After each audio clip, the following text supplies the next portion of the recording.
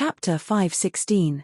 Seeing Lu Heng like this, Cao Yuqing could not help but sigh softly. She also comforted her. Grand Secretary Lu has commanded the world for decades. I believe that he is not such a weak person. The next time I send a message, I will find a way to send a message to Grand Secretary Lu and let him know that you are still alive.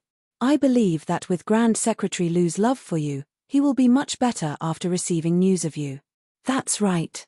Qin Yining also smiled. There's still a long way to go. A moment of disappointment is nothing.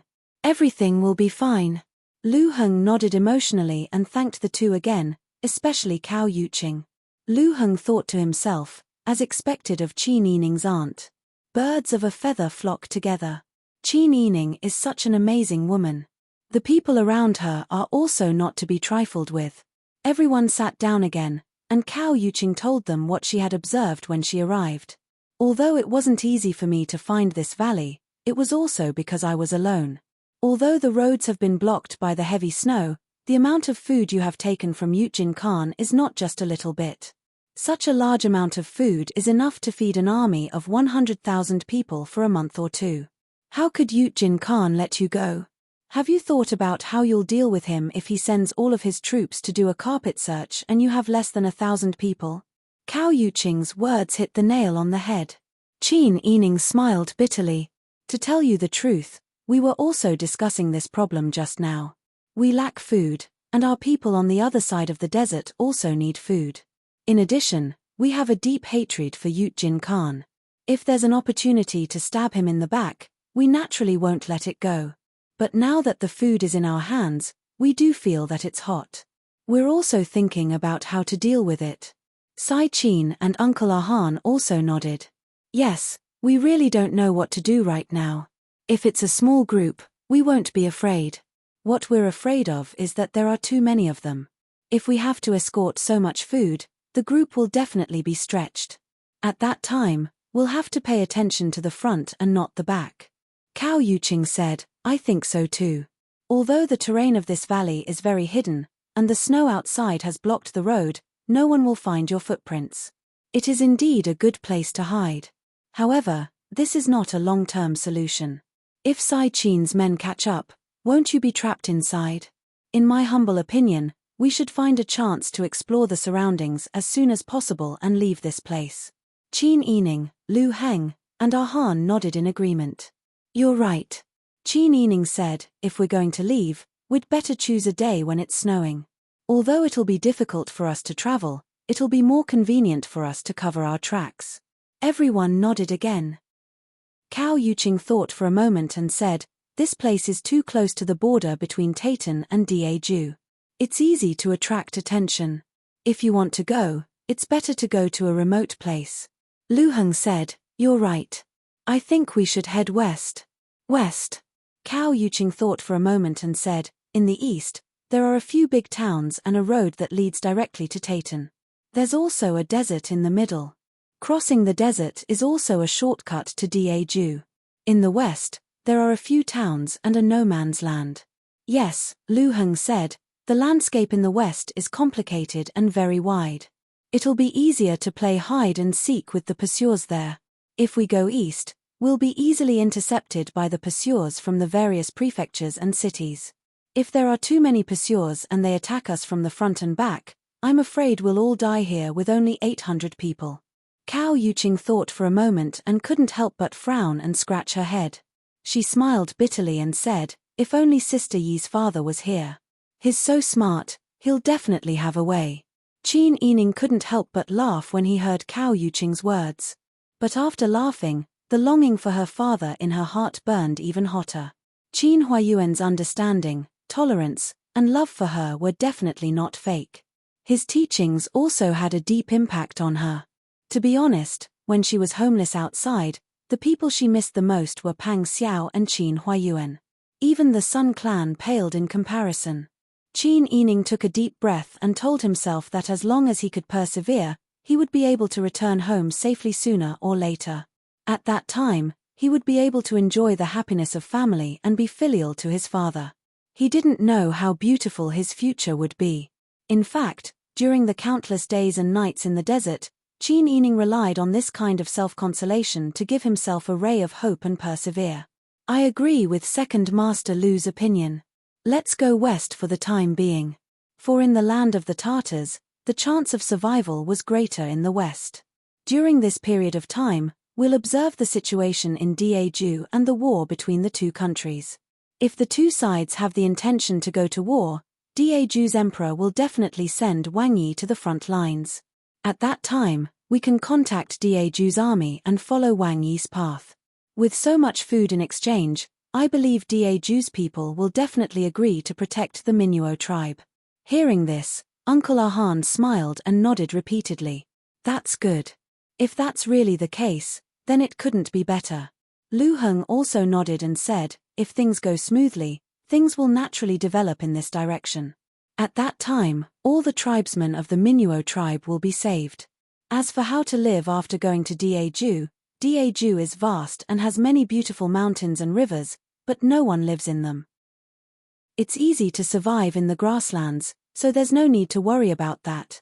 However, we also need to consider another situation. What if we run into pursuers first?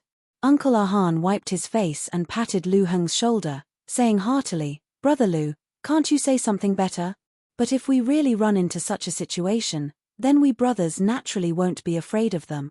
Our Minuo tribe has never had any cowards. Anari tortured and killed our previous chief, and so many of our tribesmen were slaughtered. They didn't even let the children in their infancy go. We'll definitely fight to the death with Utki Khan. If that really happens, we'll fight them to the death. Uncle Ahan's accent in Daeju was not very accurate, but Qin Yining, Lu Heng, and Cao Yuqing were all enlightened by his words, and they instantly felt lofty and heroic. Cao Yuqing had always been a straightforward person. Hearing this, she also laughed heartily. That's right. If worst comes to worst, we'll fight them to the death. We're not afraid of them. Qin Yining and Lu Heng didn't know whether to laugh or cry for a moment. Qin Yining knew Cao Yuqing better, so he wasn't too surprised. Lu Heng, on the other hand, thought in surprise, such a delicate beauty is actually so forthright and unafraid of death. It's really impressive. Qin Yining said calmly, if we run into such a situation, we naturally won't be afraid. However, that's also the worst-case scenario. We'll try our best to prevent things from developing into such a situation. The most important thing is to minimize the casualties of our tribesmen. Lu Heng also said, that's right. Then tomorrow, we'll first scout out the surrounding situation and move to the west as soon as possible. At the same time, we'll order people to scout ahead and reduce our casualties. That's good. Qin Yining nodded. Cao Yuqing thought about it and also felt that it was feasible. Anyway, she couldn't think of any other way, so she also nodded in agreement. Sai Qin and Uncle Ahan then told the tribesmen of the Minuo tribe what had just happened in the Taitan language. They discussed it with the tribesmen and at the same time boosted their morale. Qin Yining then pulled Cao Yuqing back to his tent. This tent was very simple. It was only big enough for an adult to walk in with his back bent. The floor was covered with animal skins and quilts. Because Qin Yining was now the tribal leader in the eyes of the Minuo tribe, the women accompanying him in the tent had already thoughtfully prepared hot water for him. They had also prepared an extremely precious hot water bottle. They filled it with hot water and stuffed it into the quilt to warm it up. Qin Yining pulled Cao Yuqing to sit cross-legged on each other. He pulled the quilt over their legs and placed the hot water bottle at their feet. Cao Yuqing smiled and sighed. Ah, it's so warm. Yes. Qin Yining also narrowed his eyes comfortably. He held Cao Yuqing's hands and said, Aunt Cao, you must have suffered a lot to look for me alone outside, right? Cao Yuqing's hands were held by Qin Yining. At this moment, she felt awkward and happy at the same time. Although she was married, she didn't have any children. She also didn't have any younger generation in her family that she liked so much. In addition, she had feelings for Qin Huayuan. Because of her love for Qin Huayuan, she also treated Qin Yining like she loved him. Therefore, in her heart, she actually treated Qin Yining as her own younger generation. She thought that she was a rough person who didn't know how to say beautiful words. She could only contribute her heart and make sure that she had a clear conscience. She only felt that she had a clear conscience and was at ease. She never thought that Qin Yining would actually hold her hand and talk to her without any ill feelings. Her younger generation had never held her hand and talked to her like this before. Seeing Qin Yining's smiling face, Cao Yuqing was only left with joy after the awkwardness. She held Qin Yining's hand to warm it up and said with a smile, "Fortunately, I've been out there for so many years and have seen all kinds of storms, so I'm not afraid to go out alone. It's just that I couldn't find your whereabouts earlier and was very anxious. At that time, I was injured and saw someone take you away.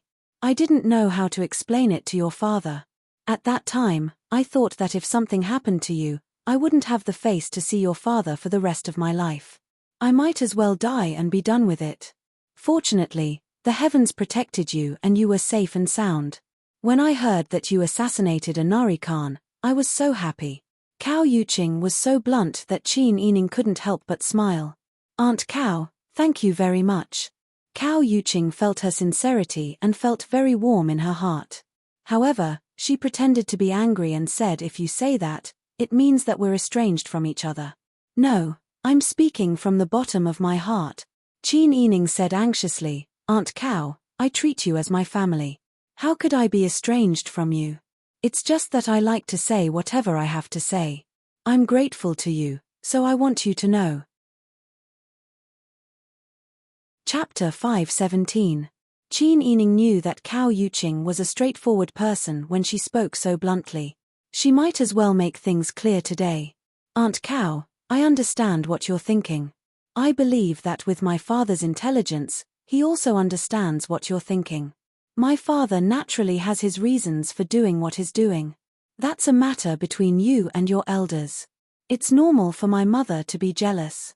To put it bluntly, if there was someone like Aunt Cao, who is several times better than me in appearance, talent, and character, who has always been infatuated with my husband, I would also be jealous. But Aunt Cao, no matter how jealous my mother is or what my father thinks, in my heart, you're a very good elder. You're like an elder sister to me. Our family has suffered so much, but you've never left my father. When we were besieged by Wang Yi in Dian, if it weren't for you, my father would have been long gone. I don't care about the love and hatred between elders. Anyway, in my heart, I believe that you're a good person who values affection and righteousness. I also feel that I hit it off with you. That's why I don't look at others when we're friends. Aunt Cao, you're really good to me and treat me like a member of your family. Don't I also treat you like my own aunt?" Qin Yining's words pierced straight into Cao Yuqing's heart. Cao Yuqing's sincerity towards Qin Huayuan could be seen by heaven and earth. However, life was unpredictable. She always had to make so many helpless choices, and in the end, it led her to this point. She wasn't afraid of being alone. She was afraid that she wouldn't be able to get close to Qin Huayuan. It didn't matter if Qin Huayuan was loyal to his wife or if he really didn't like her. Anyway, her love for Qin Huayuan had always been her own business. She never needed Qin Huayuan to take any responsibility. It was just that in the dead of night, he sometimes felt lost. When his family Qin was hated by the Sun Clan, he also felt that torturing himself was really cheap. But with Qin Huayuan's status and environment, how could there be no one around to protect him? It was precisely because she hoped that Qin Huayuan would live well. Even if he lived to 100 years old and still only treated her as a close friend, she would still be willing to endure hardship. Cao Yuqing had never thought that Qin Yining would sincerely accept her one day. She knew that Qin Yining was a girl who valued relationships. Because of her experiences in her youth, she longed for the warmth of a family and the motherly love of the Sun Clan. After going through so many ups and downs, she finally received the maternal love of the Sun Clan. Naturally, she was wholeheartedly filial to the Sun Clan. At first, when she was ordered to stay by Qin Huayuan's side and pretend to be his concubine, she sometimes really thought of herself as Qin Huayuan's concubine, and expressed her envy and jealousy towards the Sun Clan. At that time, Qin Yining's zeal to protect the Sun Clan was like a little beast bearing its fangs and brandishing its claws. But over the years, they had gone through trials and tribulations together, and they had gone through fire and water together. She finally moved this little beast with her sincerity and made her put away her claws and fangs. Cao Yuqing finally felt that her efforts were not in vain. Even if she didn't receive Qin Huayuan's love, she felt that it was worth it to receive Qin Yining's approval and be willing to sincerely treat her as her aunt. Cao Yuqing was a strong person, and she wouldn't cry easily. But at this time, she felt that her nose was sour and her eyes were hot. Tears almost fell from her eyes. Cao Yuqing looked away in embarrassment.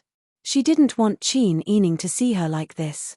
Qin Yining keenly noticed this, but didn't say anything. Instead, she went forward and hugged Cao Yuqing. "Aunt Cao, I will be filial to you in the future. In the future, if you are tired outside, you can come to my house. I will treat you well. In the future, if Pang Zhishi and I have a son, I can ask you to teach my son martial arts.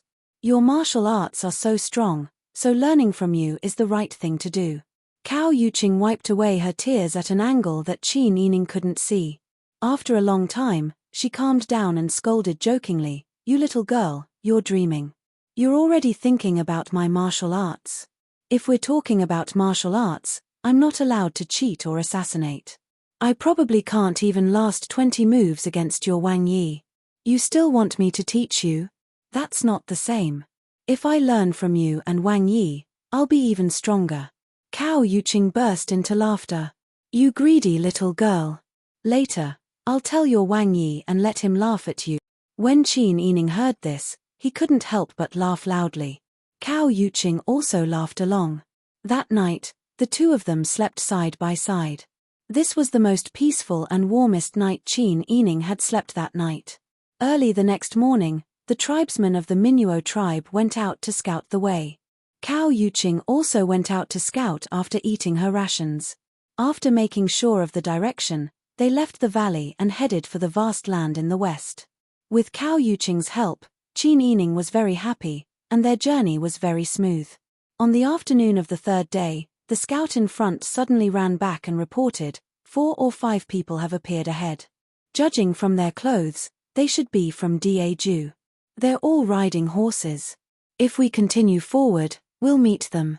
Cao Yuqing raised her eyebrows. She shook the reins in her hand and said, "I'll go check out the situation." Then she spurred her horse and left. Qin Yining checked the surrounding terrain and told everyone to be on guard so that they could meet the enemy at any time.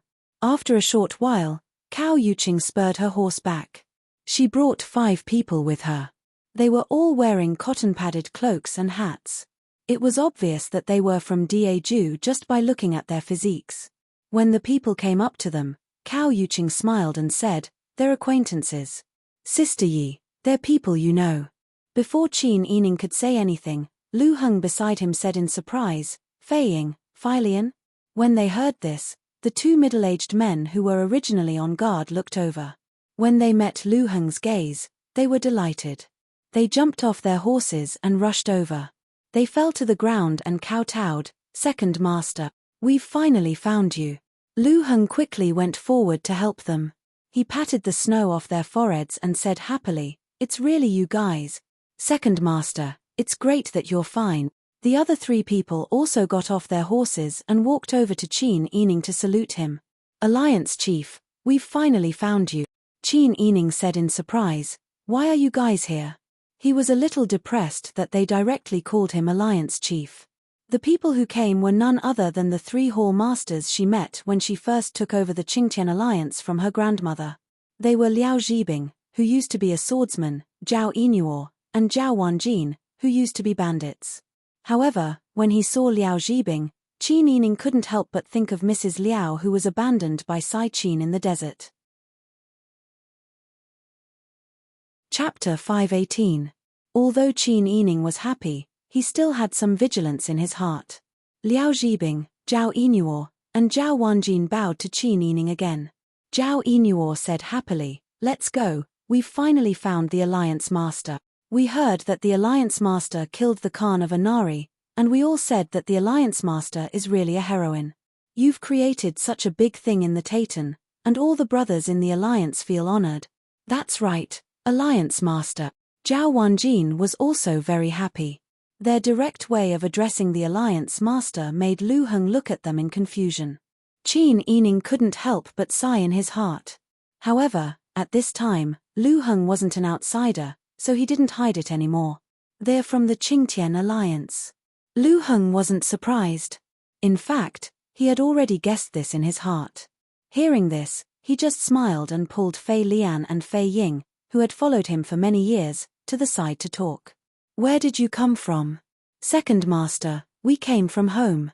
Lu Heng's face lit up, and he said anxiously, how's the situation at home? How's my grandfather? Fei Ying and Fei Lian looked at each other, and their smiles were very bitter.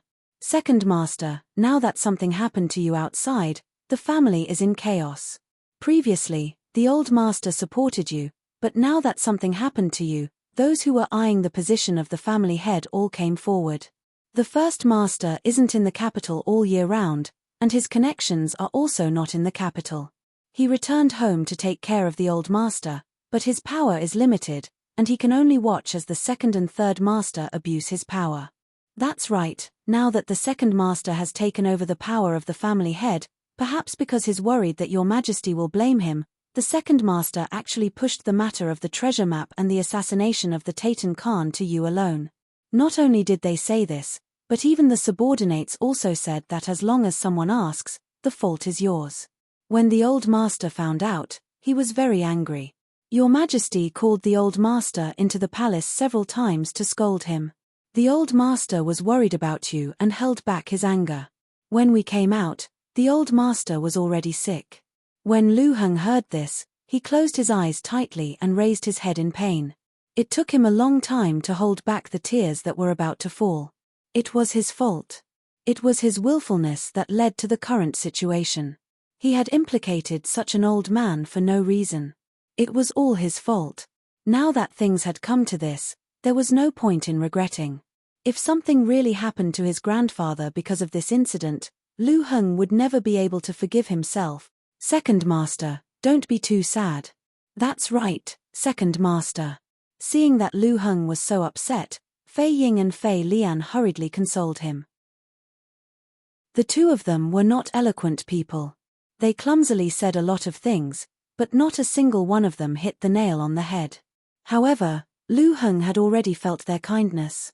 He smiled and patted the two of them on the shoulder. I am also very happy to see you here. Don't worry, I will not be depressed because of this incident. What I have lost, I will take back.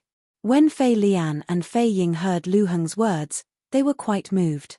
They said proudly, as long as Second Master has orders, we brothers will not dare to disobey. Lu Heng was very touched and returned a smile. Good, then I will rely on you. On the other side, Qin Yining and the three people from the Qingtian Alliance went to another place far away. Qin Yining smiled and said, how did you find this place? Liao Zhibing cupped his hands and said, we don't know where Alliance Master is, but after hearing that you assassinated the Ainari Khan, we guessed that Yujin Khan would definitely track you down.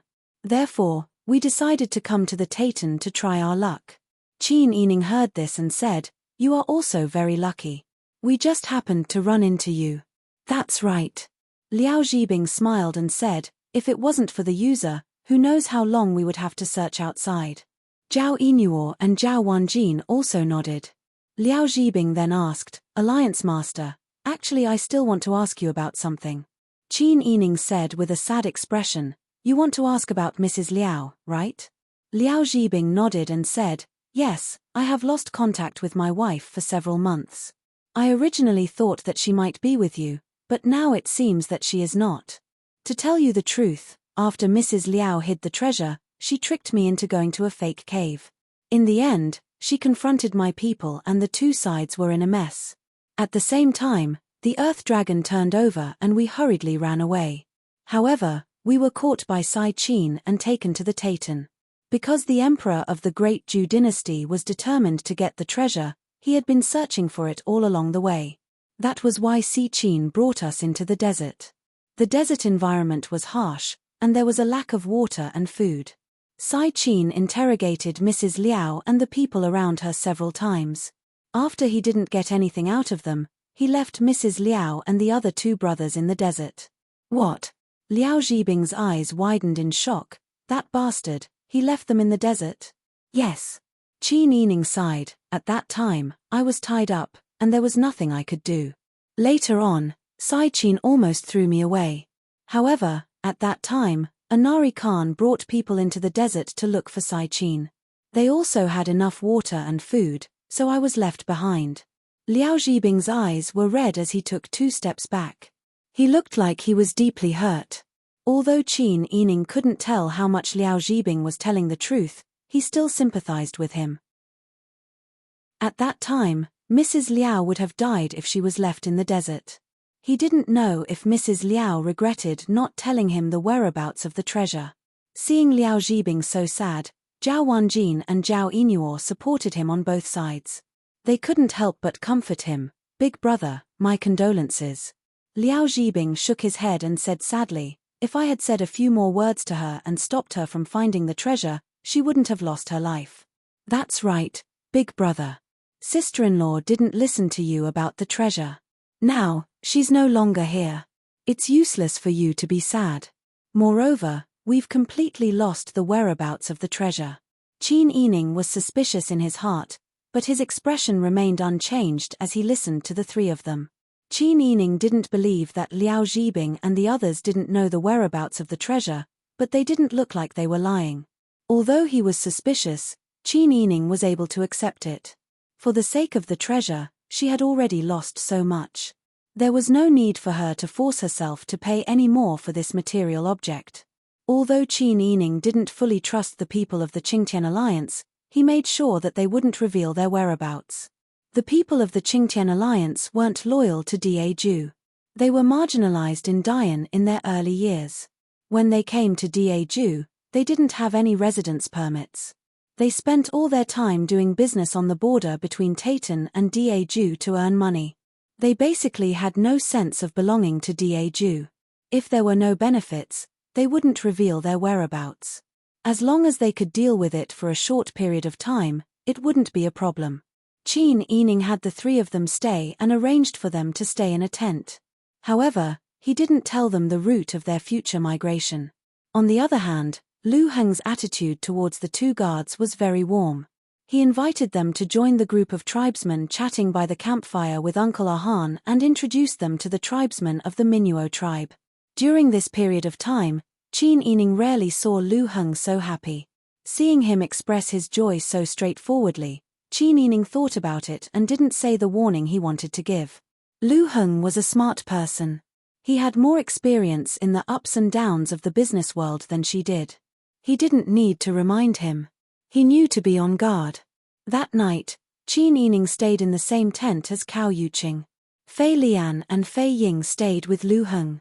The next day, everyone set off again. Qin Yining didn't think much of the addition of these people to the group. Lu Heng, on the other hand, was very happy every day.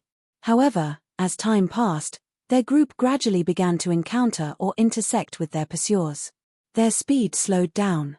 They were carrying so many supplies, but they couldn't bear to leave them behind.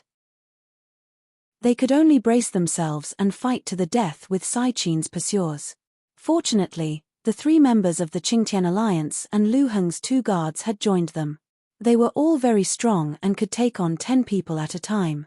With them around, it was much better than just the tribesmen fighting with their lives on the line. However, the pursuers were also in contact with each other. Once a group of pursuers discovered them, it was impossible to guarantee that not a single enemy had escaped on the battlefield. Therefore, their situation became more and more passive. It was very easy for them to run into another group of pursuers who heard the news and came after them within 2 days of escaping. After being tormented like this for more than 10 days, everyone was physically and mentally exhausted. After shaking off the pursuers for a short while, everyone set up simple tents and quickly caught up on sleep. Qin Yining and Cao Yuqing didn't feel sleepy at all. They were constantly worried about when the pursuers would catch up to them. Their nerves were very tense. As Qin Yining closed his eyes to rest, he heard a low voice outside the tent. Alliance head. Qin Yining suddenly opened his eyes and asked in a low voice, "Who is it?" Alliance head. "I am Liao Zhibing." Liao Zhibing lowered his voice and said, I have something to report. Qin Yining and Cao Yuqing looked at each other. Cao Yuqing nodded. Qin Yining said, "Please come in and talk." Liao Zhibing excused himself and lifted the curtain to enter. He very appropriately squatted at the entrance of the tent. "Alliance head, I just discovered that Second Master Lu escaped." Qin Yining was stunned. "Escaped? How did you know? Did you see him?" Today, the 3 members of the Qingtian Alliance's tent was next to hers. Her tent was next to the female tribesman's tent. Lu Heng and the 2 guards were with Ha Bala and Chagan Bala on the other side of the group. There were more than 800 tribesmen. In addition, they were also escorting the rations. The distance between them was especially far. If they wanted to see Lu Heng escape with their own eyes, they would have to cross the entire camp to the other side.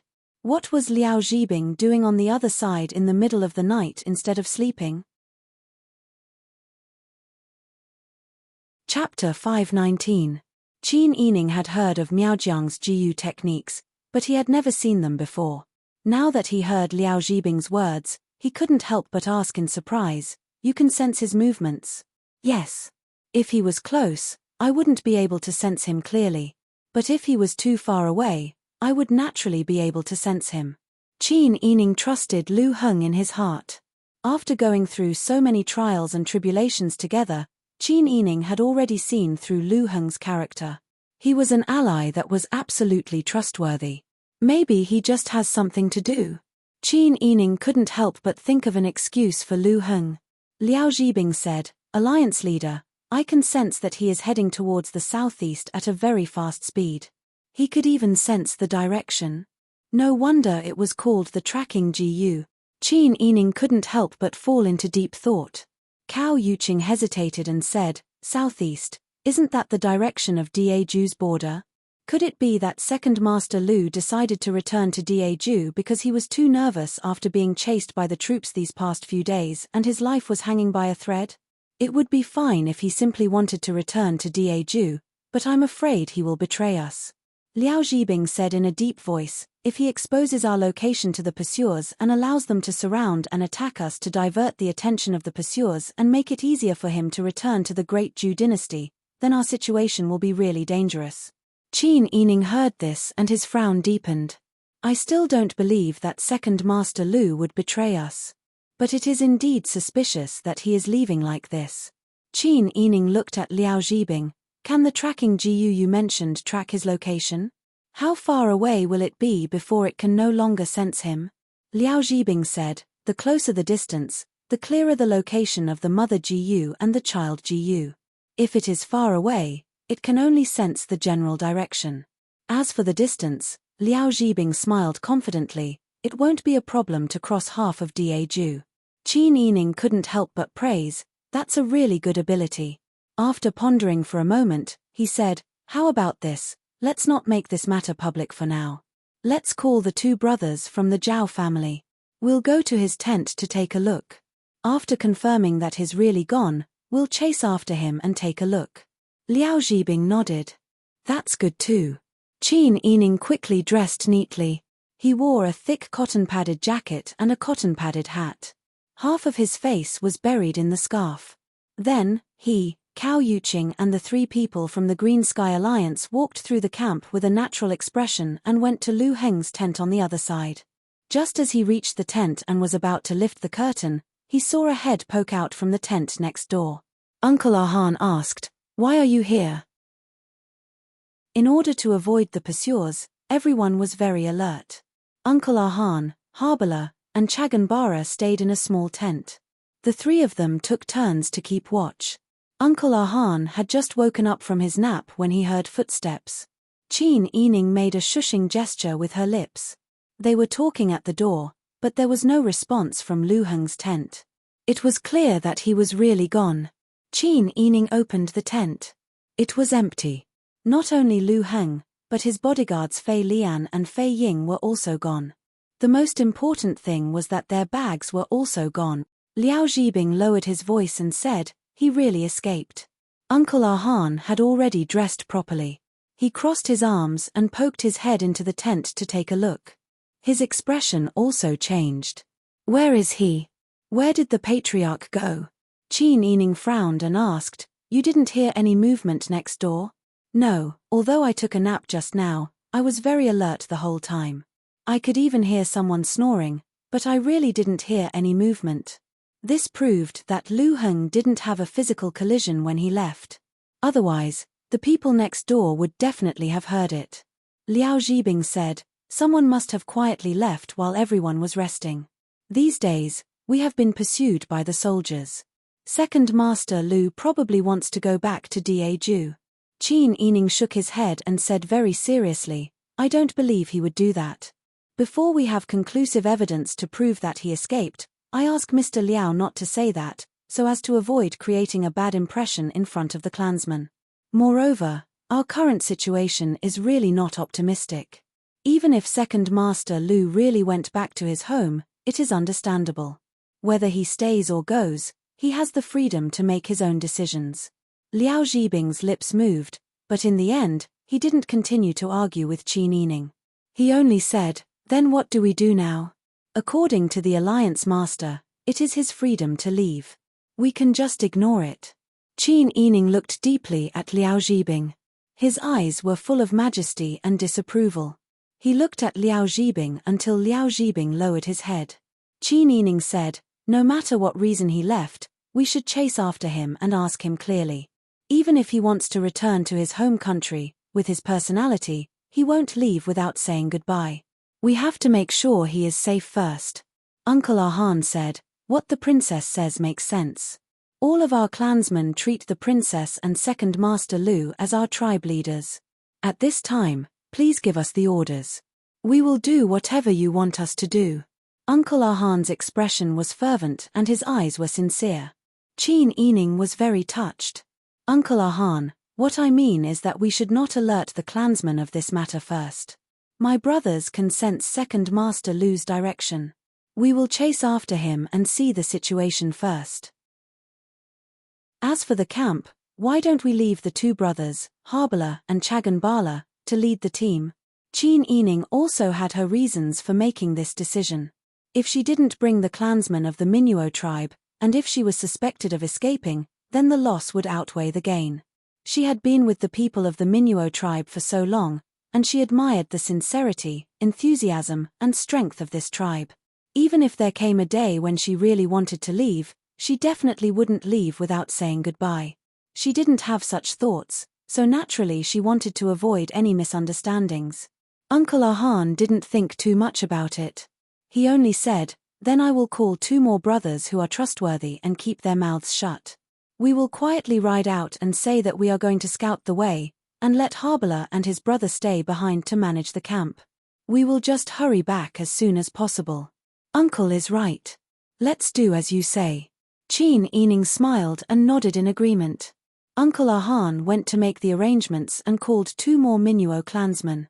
Qin Yining, Cao Yuqing, and the three people from the Qingtian Alliance also came together. Each of them rode a horse and chased in the direction Liao Zhibing had told them.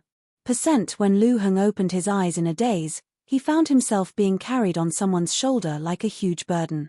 The bones in the person's shoulder made his stomach hurt. When he stood up while running, the angle of his head almost made him throw up. You! Lu Heng coughed twice and suddenly woke up. Fei Lian, Fei Ying. Where are you taking me? Second Master, you are awake. Fei Lian, who was carrying him, was panting. His heavy breaths caused a cloud of white mist to appear in front of him. Fei Ying, who had been carrying Lu Heng for a while, finally recovered and said, Second Master, don't panic. We are just taking you home. What's so good about you staying with those barbarians? Isn't it better to go home and be a master? Lu Heng shook his heavy head and forced himself to stay awake. He gritted his teeth and reprimanded, You drugged my water? Second Master, don't be angry. We are doing this for your own good. Look at the life you are living now. You are living like a refugee. You are living a good life at home, eating good food and drinking good wine. When you go out, there is a group of people behind you. Now you are being chased like a grandson. We are doing this for your own good. Lu Heng gritted his teeth. His muddled mind was actually able to analyze the current situation and the origin of these two people in an instant. Are you following my second uncle now? Fei Ying and Fei Lian's expressions froze. After a while, Fei Ying said, Second Master, don't say that. No matter who we follow, aren't we still part of the Lu family?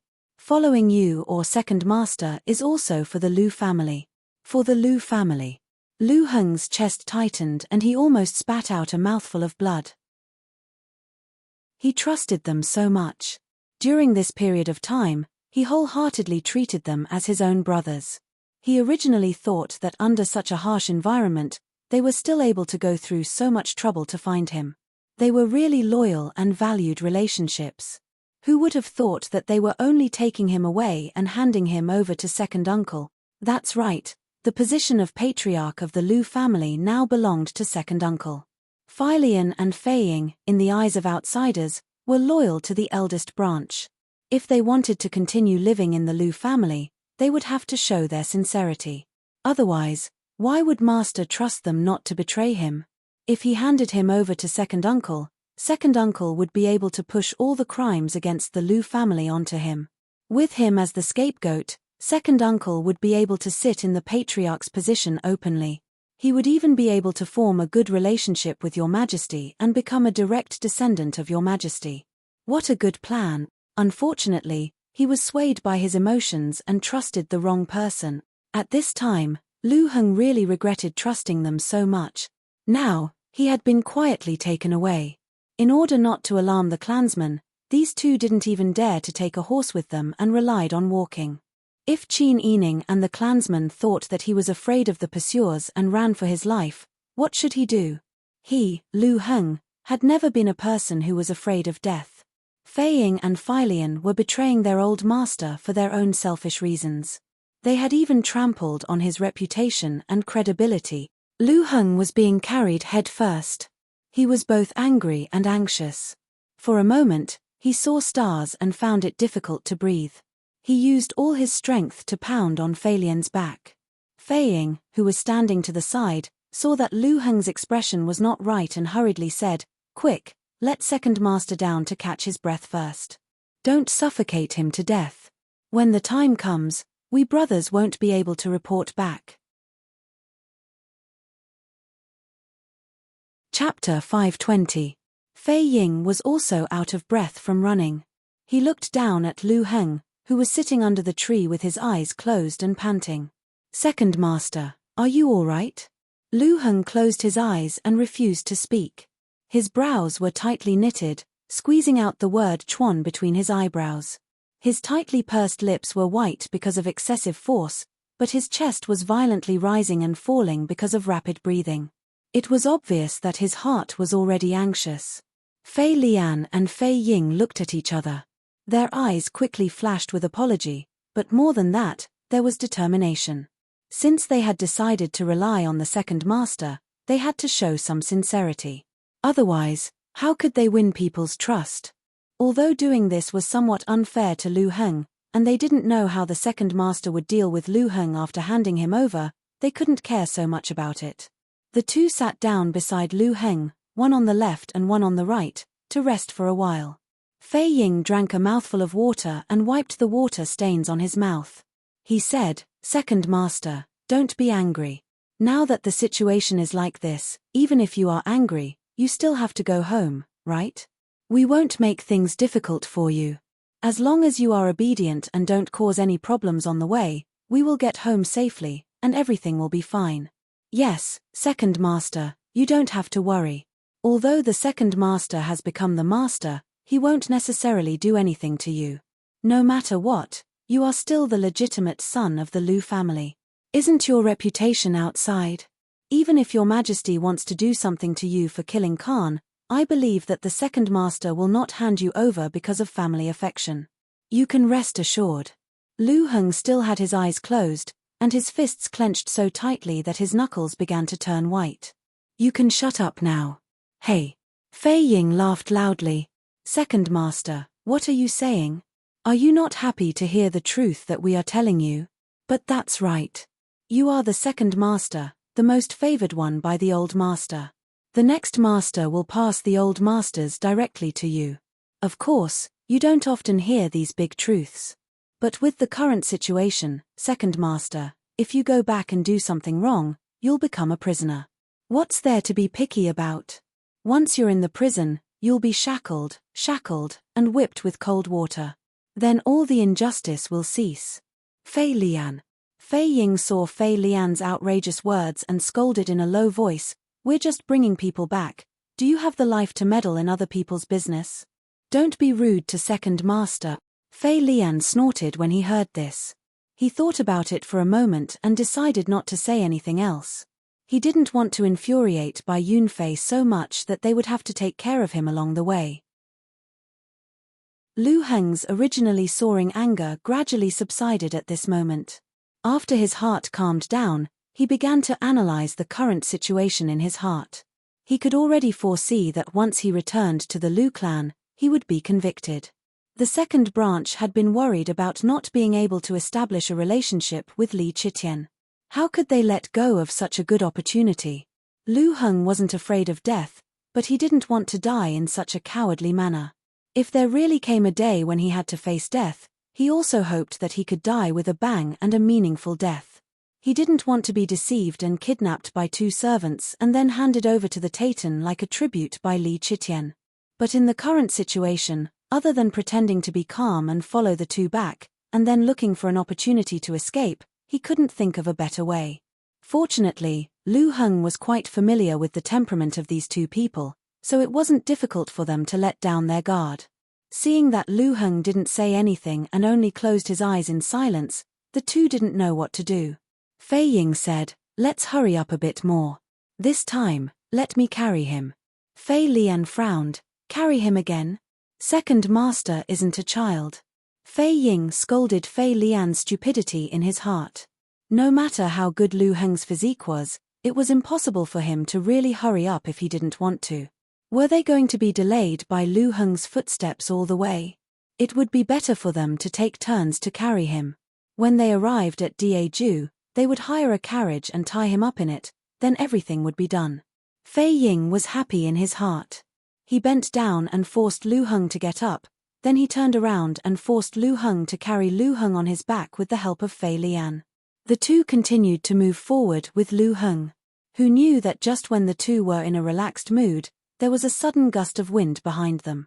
As soon as Fei Ying turned around, he saw a figure flashing in front of him. Before he could react, the weight on his back was lighter. "Ah!" Fei Ying said angrily, "What are you doing?" When he saw the person clearly, Fei Ying's face suddenly became ugly. Because the person who came was none other than Cao Yuqing. In Fei Ying and Fei Lian's impression, Cao Yuqing was someone who treated Qin Yining wholeheartedly like a mother. Who knew that this weak woman would be so skilled that she could snatch him away in the time it took them to take a breath. It was no wonder that she could find Qin Yining on her own. With such skills, there was no need to worry about anything else. At this time, the sound of horse hooves came from not far away in the forest. Then, they saw Qin Yining, Uncle Ahan, the three people from the Qingtian Alliance, and two people from the Minuo tribe coming over on the official road. When they got closer, they slowed down. This time, Fei Lian and Fei Ying were really shocked. How could they have known that Qin Yining would bring people to chase after them? When Lu Heng saw Qin Yining, a strong smile appeared on her dejected face that had just suffered a heavy blow. "How did you know I was here?" Qin Yining blinked his long eyelashes. He didn't tell him that Liao Zhibing had put a tracking insect in him. He only said, "The people around me saw a figure leaving, and there was no one in your tent, so they chased after you." "Second Master Lu, are you okay?" Lu Heng smiled and shook his head, "I'm fine." His smile was really forced. Qin Yining didn't take it seriously, nor did he force him. He turned and walked towards Fei Ying and Fei Lian. Cao Yuqing and Liao Zhibing followed him on his left and right, looking at Fei Ying and Fei Lian with caution. Looking up at Qin Yining, who was getting closer and closer, and meeting his eyes that were like a cold beast, Fei Ying and Fei Lian didn't have the heart to admire the beauty. They only thought about how to get away safely. Qin Yining stood not far from the two with his hands behind his back. He lowered his head and asked, Who ordered you to come here? Are they the second master and third master of your residence? Or did you come here on your own to capture second master Lu and ask for a reward? When Lu Heng heard this, his whole body trembled with anger. Fei Ying and Fei Lian's expressions were also very ugly. Chapter 521. Qin Yining almost laughed at his self-righteous tone. Your young master. Now, you've become a loyal servant who protects his master. But you disregarded your young master's wishes and forcibly kidnapped him, wanting to use him in exchange for your future. Now you have the face to say such things. What do you mean you're doing this for your majesty? Do you think I'm a fool? You're just doing this for your own personal gain. You really have the nerve to flatter yourself. Qin Yining slowly paced in front of the two, looking at them with a disdainful gaze. If you're talking about the thickness of your skin, no one would be able to claim first place. This little girl really has a whole new level of respect for you. Admirable, admirable. Fei Lian and Fei Ying were angered by Qin Yining to the point that their faces turned red. They didn't expect that a person who looked soft and weak would be like an awl when she ridiculed people. She wouldn't stop until they were badly mutilated. Fei Lian's temper was irritable. He scolded angrily, "You're a woman, yet you don't know your place at home. You only know how to cause trouble outside all day. Now you're surrounded by Taitan pursuers. If you don't find a way out, I'm afraid you'll be left behind in this foreign country. You're from Daeju, so you should find a way to return to Daeju. I advise you to hand over second master Lu to us and bring him back. Perhaps our second master will put in a few good words for you on account of your meritorious service. Then you'll be able to live a stable life in Daeju in the future. After all, you're a woman. Don't tell me your majesty will argue with a woman like you." Although Fei Ying's words were unpleasant, his reasoning was clear. Although the two Minuo tribesmen who came with Uncle Ahan didn't understand what they were saying, Uncle Ahan did. The current situation was indeed as Fei Ying said. The Minuo tribe had angered Yutjin Khan by robbing the provisions. Now they were fleeing with a large amount of supplies. Their predicament was unavoidable because they were in the territory of the Taitan. In the end, they were still Taitan people. But Qin Yining and Lu Heng weren't. They could actually leave right now. However, during the most difficult time, neither Lu Heng nor Qin Yining had any intention of backing down. They would live and die with the people of the Minuo tribe. Uncle Ahan was so moved that even his face turned red from excitement. Qin Yining didn't pay attention to Ahan's thoughts. He only felt that these two betrayed their former master and still acted so righteously. It was truly abominable. He immediately said, "Take them down." Fei Ying and Fei Lian hurriedly retreated. Fei Lian did not forget to threaten, "Qin, I advise you to be sensible and think about your family. If you let us go now, we can put in a few good words for you. Don't tell me that now that you've mingled with the Minuo tribe, you won't have to return to Daeju for the rest of your life." Qin Yining frowned. He didn't want to waste time with them, so he just kept silent with a sullen face. Cao Yuqing immediately unleashed her fists and legs, effortlessly knocking them to the ground. She then took the rope that Zhao Yinuo handed over and tied their arms behind their backs, tightly tying them up. Lu Heng looked at Cao Yuqing in surprise. They used to be his bodyguards, but now they were subdued in a few moves. Moreover, it was as easy as catching two chicks. He couldn't help but doubt the abilities of his former bodyguards. Liao Zhibing looked at Lu Heng's sullen face, then looked at the two men and asked, "What should we do next? How should we deal with these two?" Qin Yining turned to look at Lu Heng. However, she saw that Lu Heng's face was heavy and his brows were tightly knitted, as if he was caught in a dilemma. She couldn't help but sigh. Lu Heng pursed his lips and said, "Let them go." These two men had obviously betrayed Lu Heng. At this time, Lu Heng could still be merciful. This made Qin Yining wonder if he was too vicious. Hearing him say this, Uncle Ahan disagreed and said, "If we let them go, they will turn around and complain to the pursuers, revealing our whereabouts. What should we do then?" Liao Zhibing and Zhao Yinuo also nodded. Fei Lian and Fei Ying panicked and struggled violently. They were like two wriggling worms. After standing up with great difficulty, they accidentally fell to the ground. Cao Yuqing crossed her arms and sneered, "All right, Second Master Lu is kind and wants to spare you, but you don't know what's good for you. Not only did you betray your old master, but you also don't want your face. I think people like you don't need to live in this world." Fei Lian and Fei Ying were so scared that their faces turned pale. They looked at Lu Heng pleadingly, "Second Master, considering that we brothers have worked for you and risked our lives for you, please spare us this time." Lu Heng looked at their sorry state and thought about what would happen to the people around him if the position of the family head was changed. He couldn't help but hesitate. Humans are not plants, and he is not a cruel person. Liao Zhibing saw that Lu Heng's heart seemed to soften again and said, "First, you also said that you sold your lives. Since you sold your lives, then it's a deal. Even if you die, Second Master Lu will compensate your family and give you enough money to sell your lives. The deal between you two has long been over. But what about you? Not only did you not do anything for Second Master Lu, but you also betrayed your old master for your own selfish desires and gave him away in exchange for a better future. At this time, you still have the nerve to use this kind of thing to plead for mercy. You really are men. You have really opened our eyes." Liao Zhibing's sarcasm was too piercing. The two men's faces were already red and purple. Lu Heng became more and more hesitant. Rationally, he knew that he shouldn't let them go, but emotionally, he couldn't bear to kill the people who used to follow him. Seeing Lu Heng in such a dilemma, everyone felt a little helpless in their hearts. Cao Yuqing chuckled softly. Her voice was soft and melodious. "If we let such scum go, then wouldn't the heavens punish us? Second Master, I beg you to spare us. We know we were wrong." "Second Master."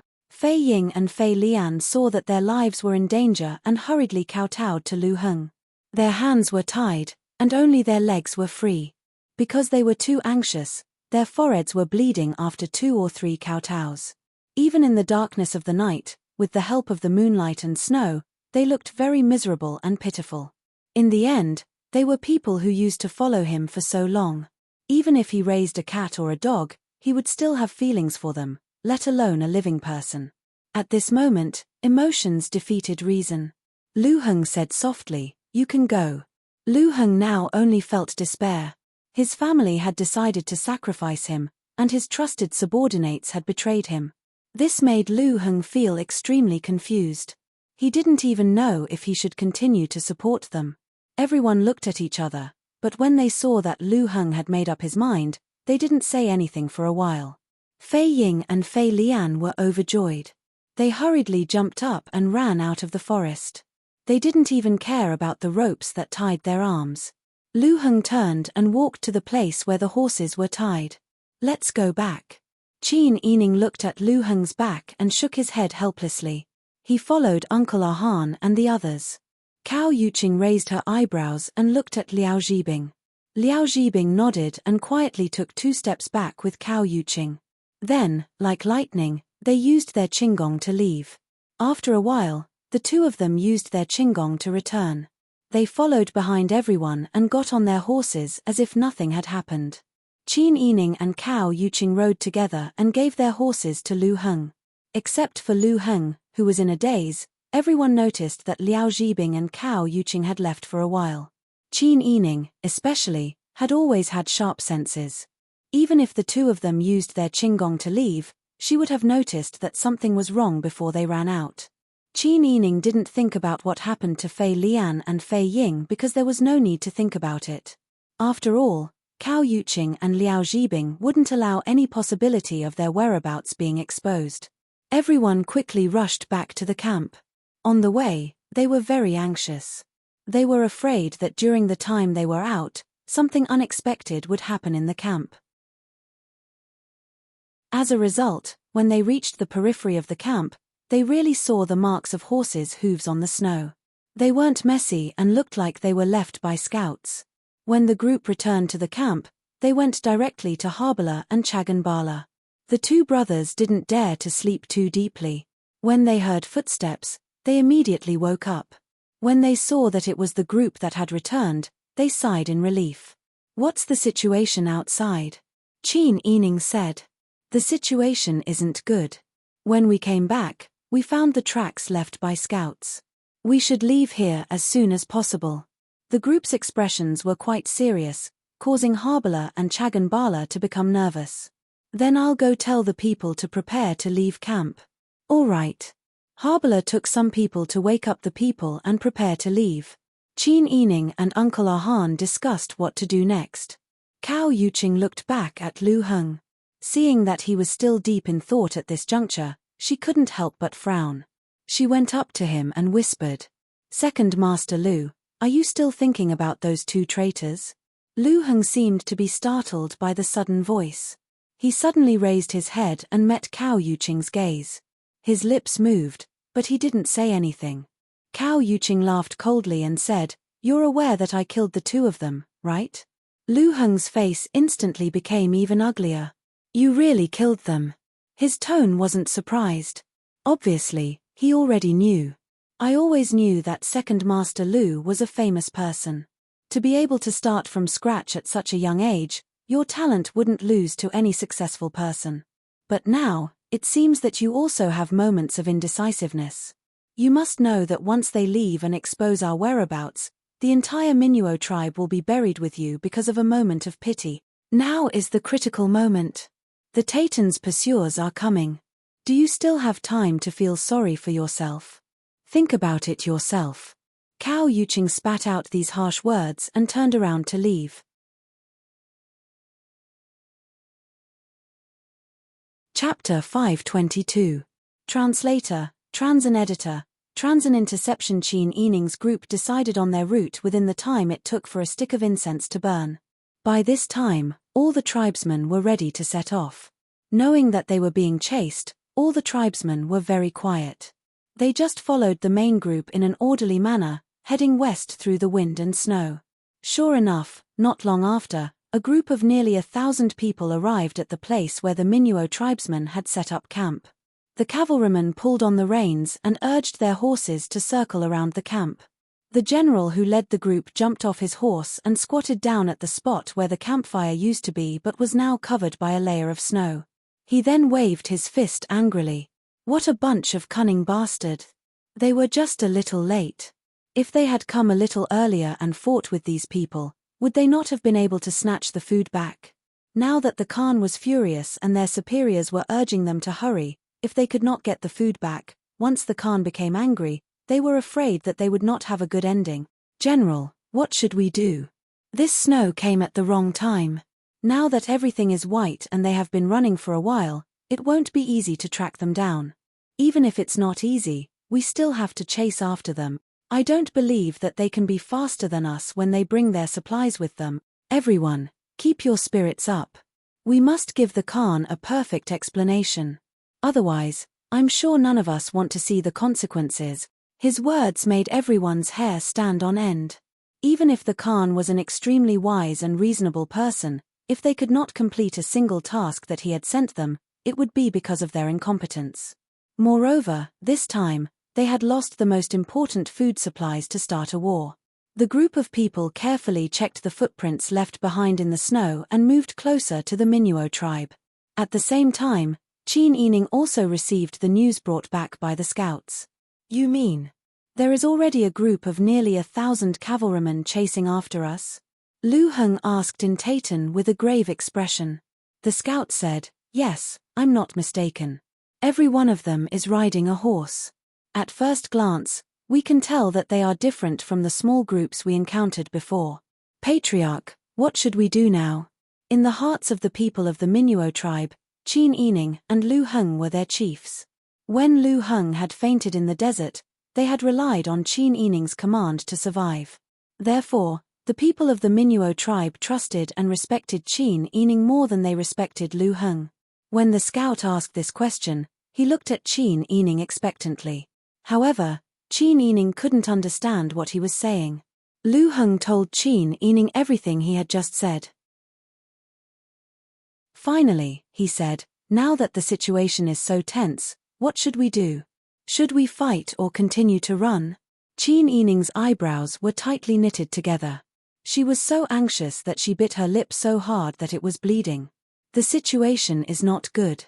Qin Yining said solemnly, the other party has arranged for a group of cavalry.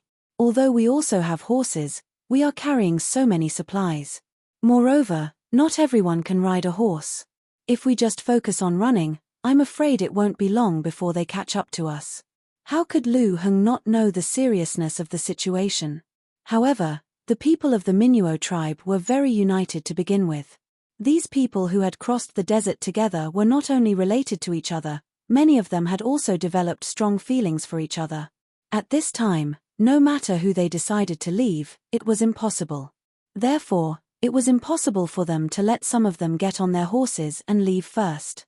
Do you think that with these provisions, we should give up these provisions? Yes. If we don't bring the supplies, the pursuers might not chase after us so closely. Lu Heng said in a low voice, I don't think the pursuers' mission is to kill us all. They just want to find the provisions. Qin Yining was silent. I don't think so. Oh. What do you mean? Lu Heng asked. Qin Yining said slowly, the loss of the provisions doesn't mean that Sai Qin won't be held accountable just because they found the provisions. Lu Heng was suddenly enlightened. He said in a low voice, I understand. In their current situation, if they left the rations behind and ran away, the other party would only be able to find the rations as a lost item at most. Sai Qin would still have to catch them and interrogate them. Regardless of whether Sai Qin's goal was the provisions or to hold them accountable, the soldiers below didn't know what Lu Heng was thinking. They only wanted to make sure that they didn't leave any loopholes for the pursuers to catch. As such, even if they put down the rations, it was very likely that they would continue to be hunted until they were caught. Once they were caught and fell into Sai Qin's hands, she would have even more reason to start a war with the Great Jew. The more he thought about it, the more terrifying it was. Uncle Ahan heard the conversation between Qin Yining and Lu Heng loud and clear. He whispered these words to Harbala, and several other respected clansmen in the group. Everyone's expression was very serious. Everyone discussed for a while and finally disagreed. We will never hand over the provisions. We took the provisions for the future of our tribesmen. There are still many old people and children waiting for us to bring the provisions back. Even if we die, we will never hand over the provisions. Uncle Ahan agreed with these words. That's right. I don't agree with handing over the grain either. Yutjin Khan is Anari Khan's husband. They're both tyrants. Even if there's temporary peace now, if we live under his rule in the future, our Minuo tribe will be completely destroyed by him sooner or later. Rather than live a miserable life, it's better to fight for our lives now. Lu Heng heard this and couldn't help but laugh when he looked at Qin Yining. It seems like you understand everyone better. Qin Yining smiled bitterly and waved his hand. This is a choice we have no choice but to make. If there is a choice, who would want to put themselves in danger? Lu Heng sighed. Yes. Uncle Ahan said, since it's decided, which direction should we continue to go? Lu Heng took out a map from his pocket. This was a simple map drawn by the Minuo tribesmen who were familiar with the terrain. The general landform and direction were marked very accurately. We are here now. Lu Heng pointed to a place in Tayton near the western border of Daju. The pursuers are all cavalry and they are very fast.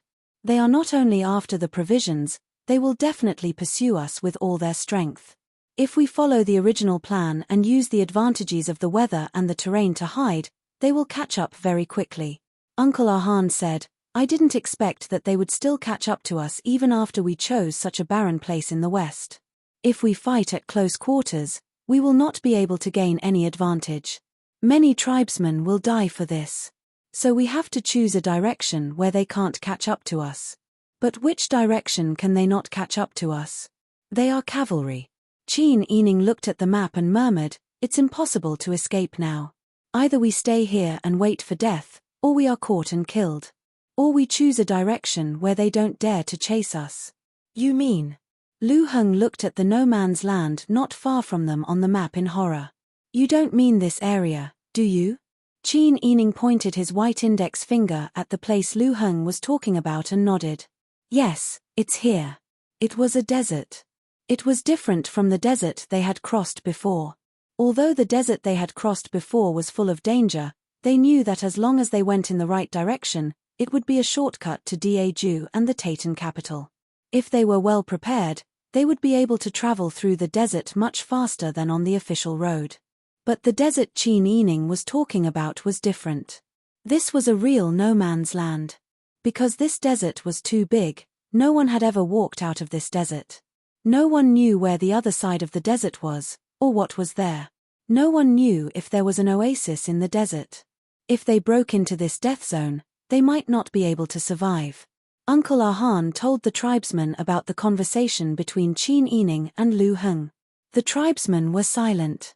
Everyone was shrouded in fear. I can't make a decision for everyone, so I'm just making a suggestion. As for whether or not we should take this path, it's still up to everyone. But according to my understanding of Yujin Khan, when he finds the provisions, he will also capture people to vent his anger. If we are captured, our tribesmen might not have a good ending. If we are outside, we will be easily captured. The consequences will be unimaginable. In any case, we will die outside, so we might as well go in and take a risk. Seeing that we have entered this desert, the pursuers will definitely not dare to chase after us. They are doing this for the sake of glory and wealth. How could they really disregard their lives and rush into the desert directly? Maybe we can wait until they leave. Or maybe we can walk out of the desert. Lu Heng said, but it's more likely that we won't be able to walk out of the desert and die together. Qin Yining nodded, yes. This is the most likely scenario. But if we stay and get caught, we will also die. The conversation between the two of them caused the surrounding people to fall silent. Ahan thought for a long time, then said in a deep voice, you can go. Qin Yining and Lu Heng both raised their heads and looked at Ahan. Uncle Ahan said, you don't have to go with us. Our tribesmen decided not to hand over the provisions and fight to the death with Yujin Khan because of the hatred of our tribesmen. But you too are not Taytan people. Our tribesmen are already very grateful that you are willing to come with us until now. Now that we are on the border of Daeju and you too are protected by experts, it shouldn't be difficult for you to bypass the pursuers and directly enter Daeju. Go back to your country, don't follow us. Lu Heng and Qin Yining heard this and couldn't help but sigh.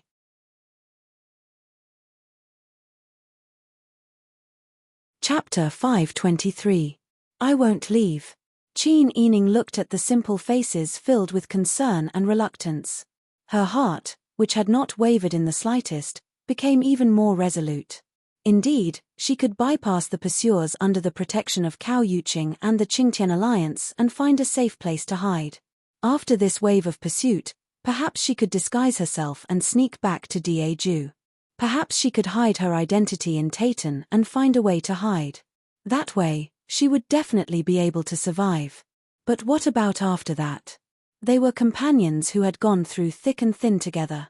When danger came, she would cower and run away, leaving all the consequences to her companions. Would she still have a conscience for the rest of her life? Qin Yining had never been a person who was afraid of death. Even though she was reluctant to part with life after being together with Pang Xiao, she would not change her bottom line because of this. There were things a man should do and things he should not do. Even though she was a woman, her heart did not lose to a man's. Moreover, if it were not for the sake of helping her and Lu Heng leave, why would the people of the Minuo tribe go through the trouble of angering Sai Qin?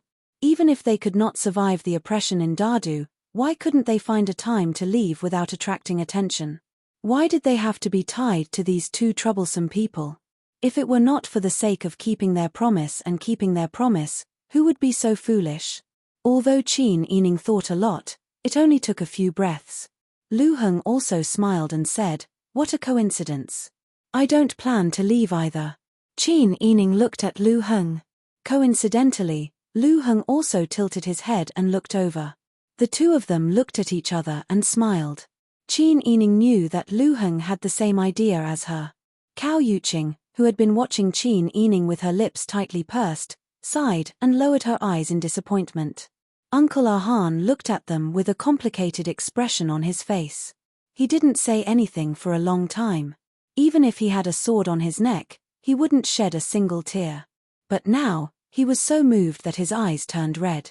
Although the other clansmen didn't understand what Qin Yining and Lu Heng were talking about, they could guess what was going on when they saw the smiles on their faces and Uncle Ahan's expression.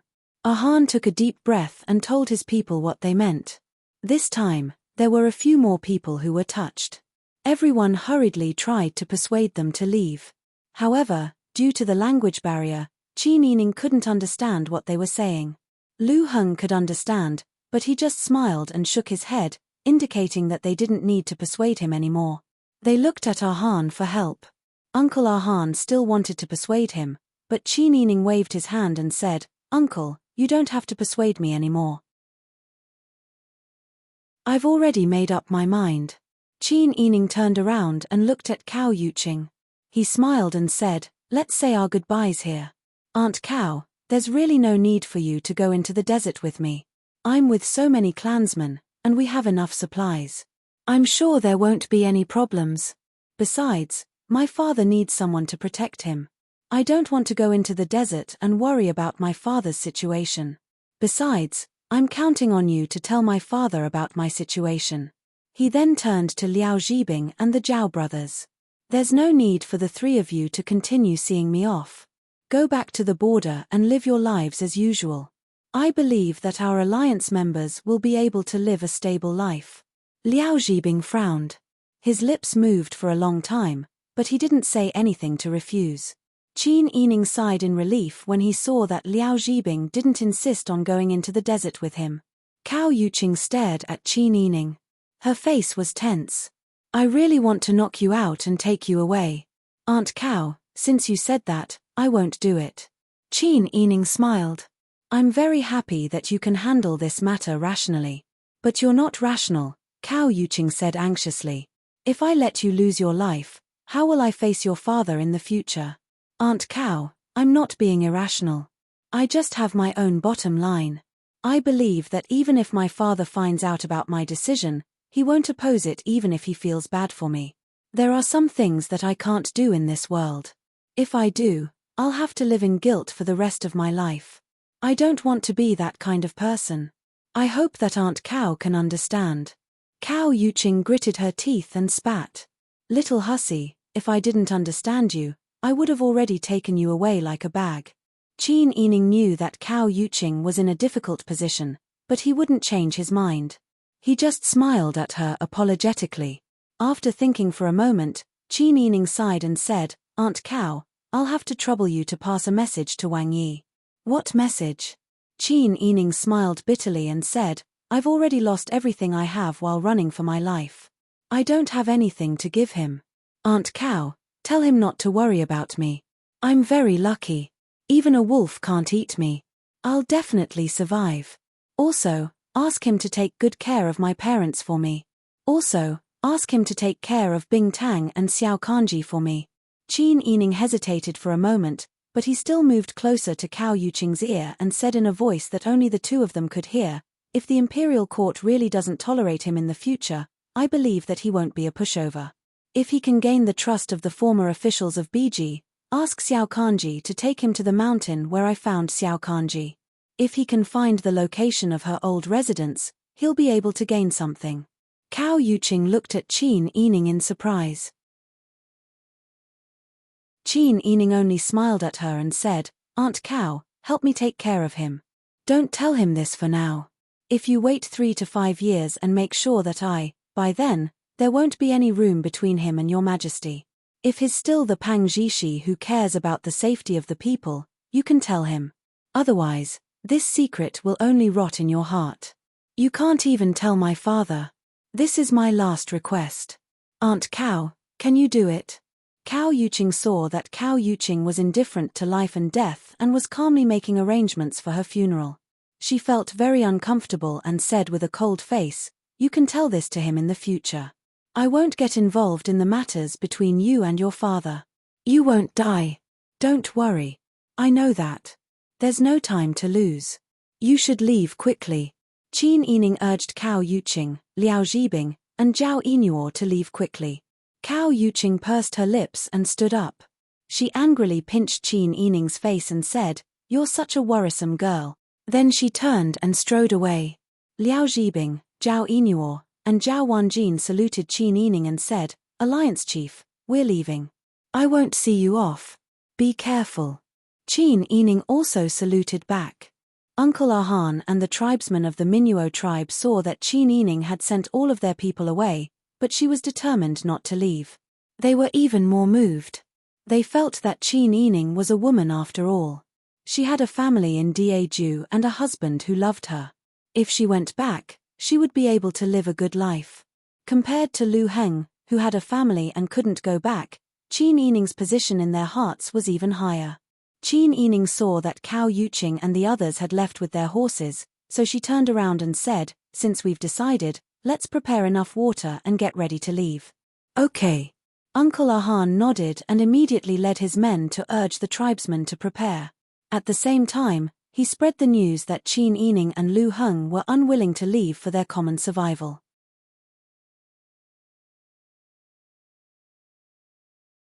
Chapter 524. Although they were mentally prepared, none of them had expected the pursuers to arrive so quickly. On the way to the no man's land, if not for Qin Yining and Lu Heng, who had timed their escape, they would have had a close encounter with the 1,000 cavalrymen. The pursuers could only chase after the Minuo tribe, and could not find any other way to vent their anger, other than kicking over the remains of the campfire in the campsite. "General, something is wrong with these traitors of the Minuo tribe. The direction they are fleeing in is obviously the no man's land." The general waved his hand with a solemn face, stopping his subordinates from talking. His mind was in a mess. Obviously, the Minuo tribe had no other choice but to bring their supplies to the vast desert in the no man's land. They would rather die than hand over their provisions. The slaves were happy, but what about the men who were ordered to chase after the Minuo tribe? When the time came, could they go to the Khan and say, "I'm so ashamed, we couldn't even catch up with a group of old, weak, and disabled soldiers with supplies even though we were riding on horses. We even chased them into the no man's land, and we didn't dare to chase after them." If they said that, none of them would be able to live. Chase after them. Speed up. We have to catch up with them before they enter the no man's land. Seeing the general panicking, the men who were usually calm became anxious. They hurriedly urged the soldiers, who were drinking cold water and eating dry rations, to get on their horses and chase after the Minuo tribe. Who would dare to slack off when it came to a matter of life and death? However, they had chased all the way from the campsite to the desert, yet they did not catch up with even half a shadow. The hooves of the horses stomped on the sand, and they watched as the strong wind blew past. In the blink of an eye, a sand dune that was originally quite large was turned into a flat sand field. It was impossible to track them. Then, they looked at the vast desert in front of them. Everyone tightened their reins timidly, not daring to take even half a step forward. The general's face was ashen. He waved his fist in the air, as if he could wave away the grievance in his heart. "General, what should we do?" The deputy general looked at the no man's land, which was constantly changing under the harsh weather, and swallowed his saliva in fear. At this time, if they were to continue chasing, he believed that not many of these brothers would have the guts to charge in. Everyone knew how terrifying the desert in the no man's zone was. The weather was terrible, and the landscape was constantly changing. Flat ground could turn into sand dunes in a quarter of an hour. Perhaps one could be buried alive by the sand after a night's sleep. Moreover, there was no way to find a way forward because no one knew how far the other side of the no man's zone was or what was there. Entering this place was equivalent to having half of one's body in hell. No one had the guts to challenge it. Those lunatics of the Minuo tribe. The general spat on the ground, then clenched his teeth and said, "Set up a defense here and keep an eye on the area around the no man's land. I don't believe that these Minuo clan people are not afraid of death. They have about the same number of people as us. Maybe some of them will escape soon. If things go wrong, we might even get caught up in their internal strife. When the time comes, we'll capture one of them alive. That way, we'll be able to justify ourselves." The general is wise. Everyone saluted and secretly sighed in relief. As long as he didn't let them rush in to capture him, anything was fine. The pursuers split into groups and set up camp outside the no man's land. They were just waiting to open up a big net and catch a big catch. But how could these people understand the stubbornness and unity of the Minuo tribe? At this time, Qin Yining was leading a group of people through a busy desert. The strong wind blew sand into the gaps in her headscarf. Sometimes, the wind was so strong that she almost fell down. But she still held on, leading a horse that was dragging rice and water bags, and walking at the front of the group. Lu Heng also led his horse and followed closely beside her. Several times, when her slender body was almost unable to walk due to the wind, he reached out to support her. But his hand never fell on her. Instead, he opened his arms and protected her like a guardian. Looking at the two people at the front of the group, Uncle Ahan, Chagan Bala, and Harbala felt a little sour in their hearts. They could all see that Lu Heng liked Qin Yining, but they could also see that Qin Yining's heart was tied to her husband. She simply regarded Lu Heng as a trustworthy companion. Now that they had embarked on this journey together, with every step they took, they seemed to be closer to death. At this time, it seemed that it was unnecessary to care about who liked who and who accepted who. If they could leave this no man's land alive, it would be because the heavens pitied them. They were not meant to die. Although they were also afraid, facing this endless desert, they couldn't help but feel a chill in their hearts. However, none of them complained, because if they had stayed in Dardu, they might have been tortured to death by the Tartar court. The nightmare of being enslaved, oppressed, exploited, and wantonly slaughtered finally woke up. They could control their own life and death. Even in such a tragic way, as long as they had their companions by their side, they were satisfied.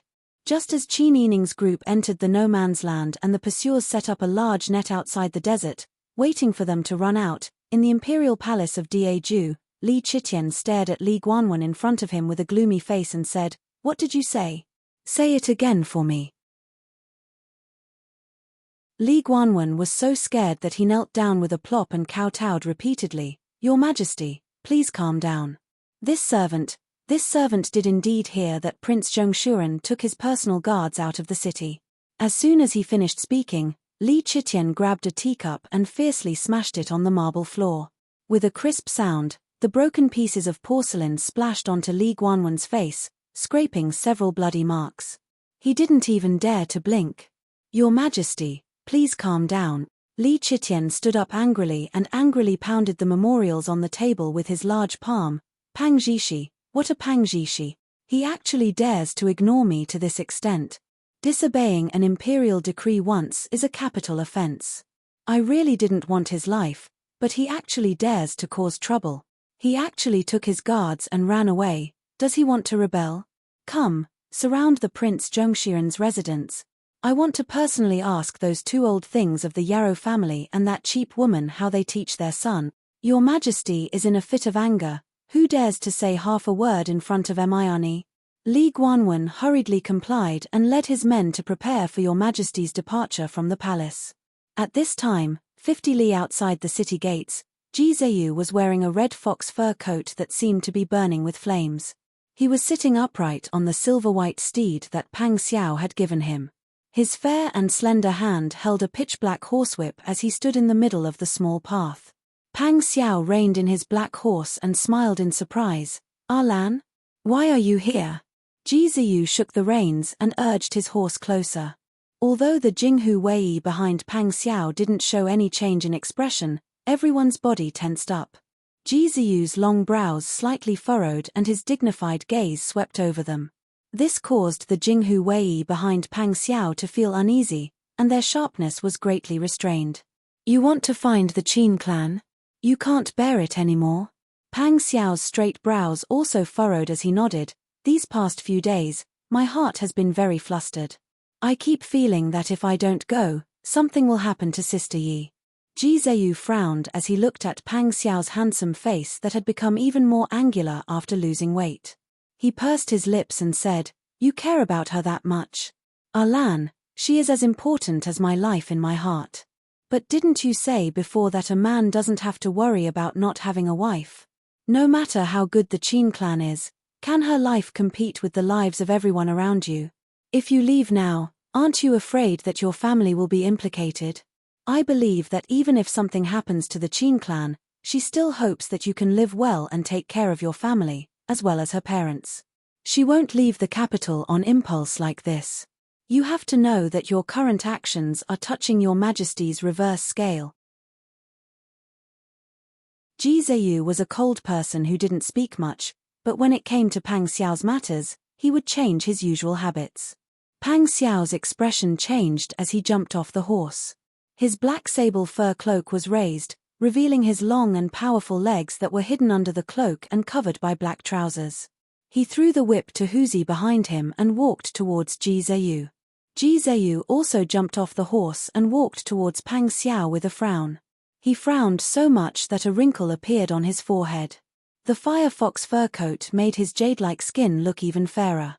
Pang Xiao sighed as he patted his shoulder and said in a low voice, "While your Majesty still trusts you, you have to think of a way out as soon as possible. Don't be caught off guard when something really happens." Ji Zheyu stared at Pang Xiao. "If you don't act on impulse, your Majesty will also trust you. I'm the one talking to you now, why are you talking to me?" Pang Xiao couldn't help but laugh. "You're still the same as when you were young. If you're happy, say it out loud. You just have to be stubborn." Ji Zheyu stared at Pang Xiao again, but he didn't refute him. He only asked, "Are you sure you want to go?" "Yes. I have to go, or I'll regret it for the rest of my life." "You're obviously not a person who acts on impulse. Where's the calmness that you've gained after so many years of experience? You said that you don't want to regret it for the rest of your life, but in life, there are always a lot of helpless choices that you have to make. How can you really never regret it?" "Lan, I know that you have good intentions. I've already sent my grandparents and mother to the family Qin. Father-in-law knows that I'm going out, so he should help me take care of things at home." Ji Zheyu saw that Pang Xiao had made up his mind and there was no room for negotiation. He could only sigh and say, "If you want to go, then go. Don't worry, I'll help you take care of things." Pang Xiao nodded emotionally and said, "You have to be careful too. Remember what I said and prepare for a way out." Ji Zheyu smiled faintly. "Don't worry, I'm different from you. You have a lot of worries, and I don't have any family. I'm not afraid of anything. How can I really be at ease? No one would have thought that the three of us would come to this point. Lan, take care. I'll try my best to come back as soon as possible."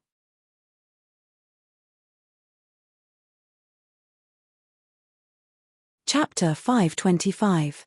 Pang Xiao took the black horsewhip and looked at the tassels at the tip and the pendant at the handle. He couldn't help but be moved. "Then you can use mine first."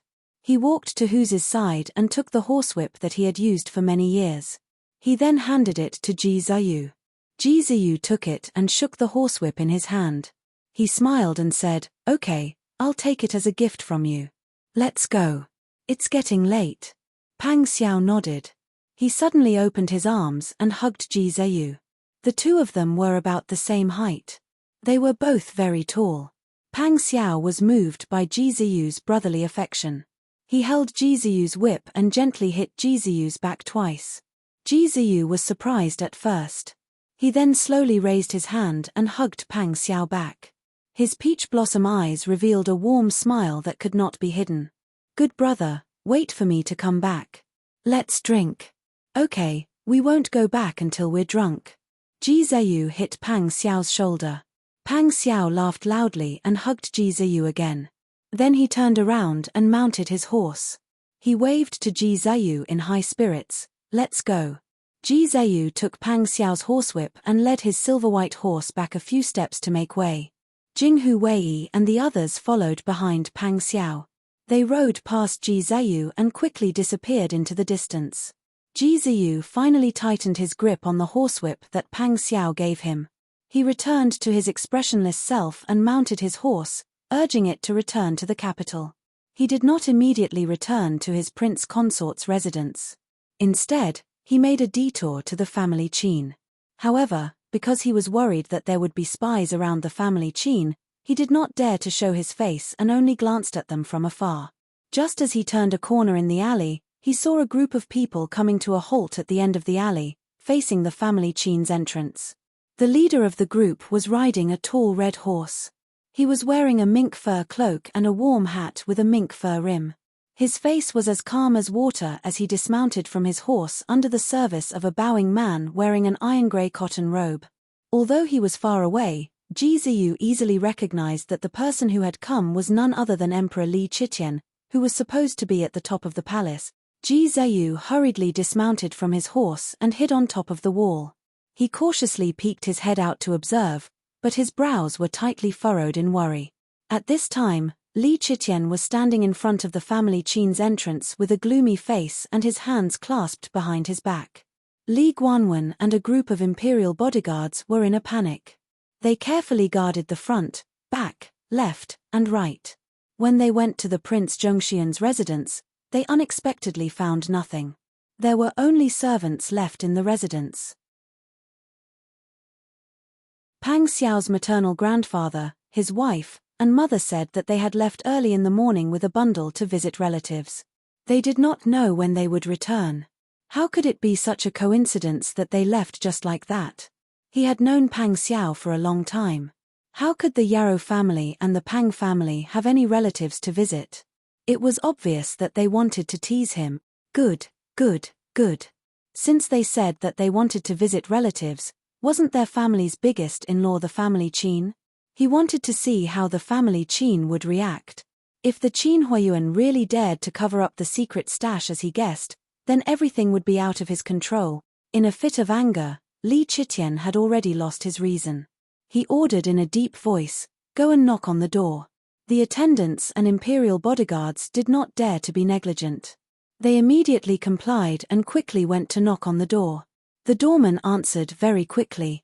However, when he saw that the group of people standing in front of the door did not come with good intentions, he was nervous and did not know what to do. "Everyone, this is the Qin residence." "Who are you?" Li Qitian stood with his hands clasped behind his back. He was silent. Li Guanwen looked back at Li Qitian. In this situation, should he reveal his identity? Your Majesty did not express his position. It was really difficult for him to die. Li Guanwen criticized in his heart. He could only try to figure out Your Majesty's thoughts. He said, "Honored guests have arrived. Quickly go and ask your master to come out." The doorman looked doubtfully at the pale-faced, beardless, and luxuriously dressed man in front of him. He then looked at the middle-aged man beside him, whose face was as calm as water, as if he was suppressing his anger. He could not help but nod and say, "This humble one will go now." As he spoke, he did not dare to hesitate. He quickly turned around and dashed into the residence. Compared to the servants of the Prince Zhongxian residence, the servants of the family Qin residence were clearly more courteous and enthusiastic. Li Qitian's face was cold. When he saw that the other party's attitude towards him was so nervous, he felt a bit better. Even so, he still had no way to vent the anger in his heart. He had already ordered people to chase after Pang Xiao. If they did not chase after Pang Xiao, he could not guarantee that he would not take his anger out on them. In short, he needed to first see what Qin Huayuan's attitude would be. After a short while, the sound of footsteps could be heard from inside the residence. Soon after, the door opened. Qin Huayuan, who was wearing a dark blue silk robe that was neither new nor old, was standing inside. When he saw the people outside, he was so frightened that he wanted to kowtow on the spot. When Li Qitian saw this, he did not stop him. He clasped his hands behind his back and accepted his bow. When Qin Huayuan saw that Li Qitian was dressed casually, he did not dare to greet him. He only said, "Please come in." Although the servants accompanying him did not know Li Qitian's identity, they could tell from Qin Huayuan's attitude that this guest must be of high status. No one dared to neglect him in the slightest. They hurriedly went to tidy up the front hall and prepare tea and snacks. When they entered the residence, Li Qitian hesitated for a moment. In the end, he ordered the imperial bodyguards to stand guard outside the door. He only brought Li Guanwen inside. Qin Huayuan knew how to act appropriately and did not let the servants in to disturb them. When Li Qitian sat down, Qin Huayuan once again knelt down and bowed deeply. Only then did he dare to say, "Your Majesty has graced my humble residence with your presence. This humble subject did not go out to meet you. Please forgive this humble subject for not going out to meet you. Li Chitian pursed his lips and stared at Qin Huayuan. He said in a deep voice, "Beloved official Qin, do you know why we have come?" Qin Huayuan was kneeling properly. When he heard Li Chitian's words, his eyes revealed confusion. He pondered for a moment and said, "It seems that your Majesty has come because you sympathize with this humble subject. Your Majesty values this humble subject so much. This humble subject, shut up." Li Chitian angrily slammed the table. He leaned forward and gnashed his teeth as he said, "Are you trying to play tricks in front of us?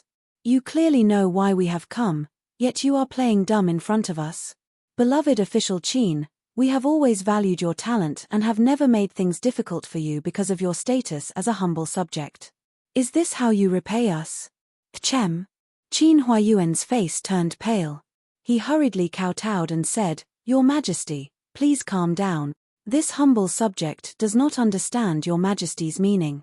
If your Majesty has any orders for this humble subject, just tell me and this humble subject will do my best to carry them out. This humble subject is also aware of your Majesty's appreciation of my talents. This humble subject has always been conscientious in carrying out my tasks. This humble subject does not dare to disobey your Majesty's orders in the slightest. You can explain yourself however you want.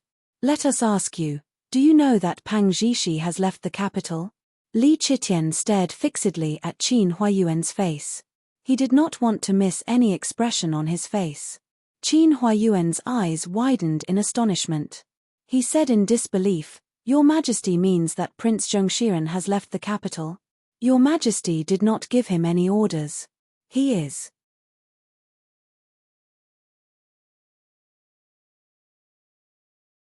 Chapter 526. Qin Huayuan was still deeply shocked.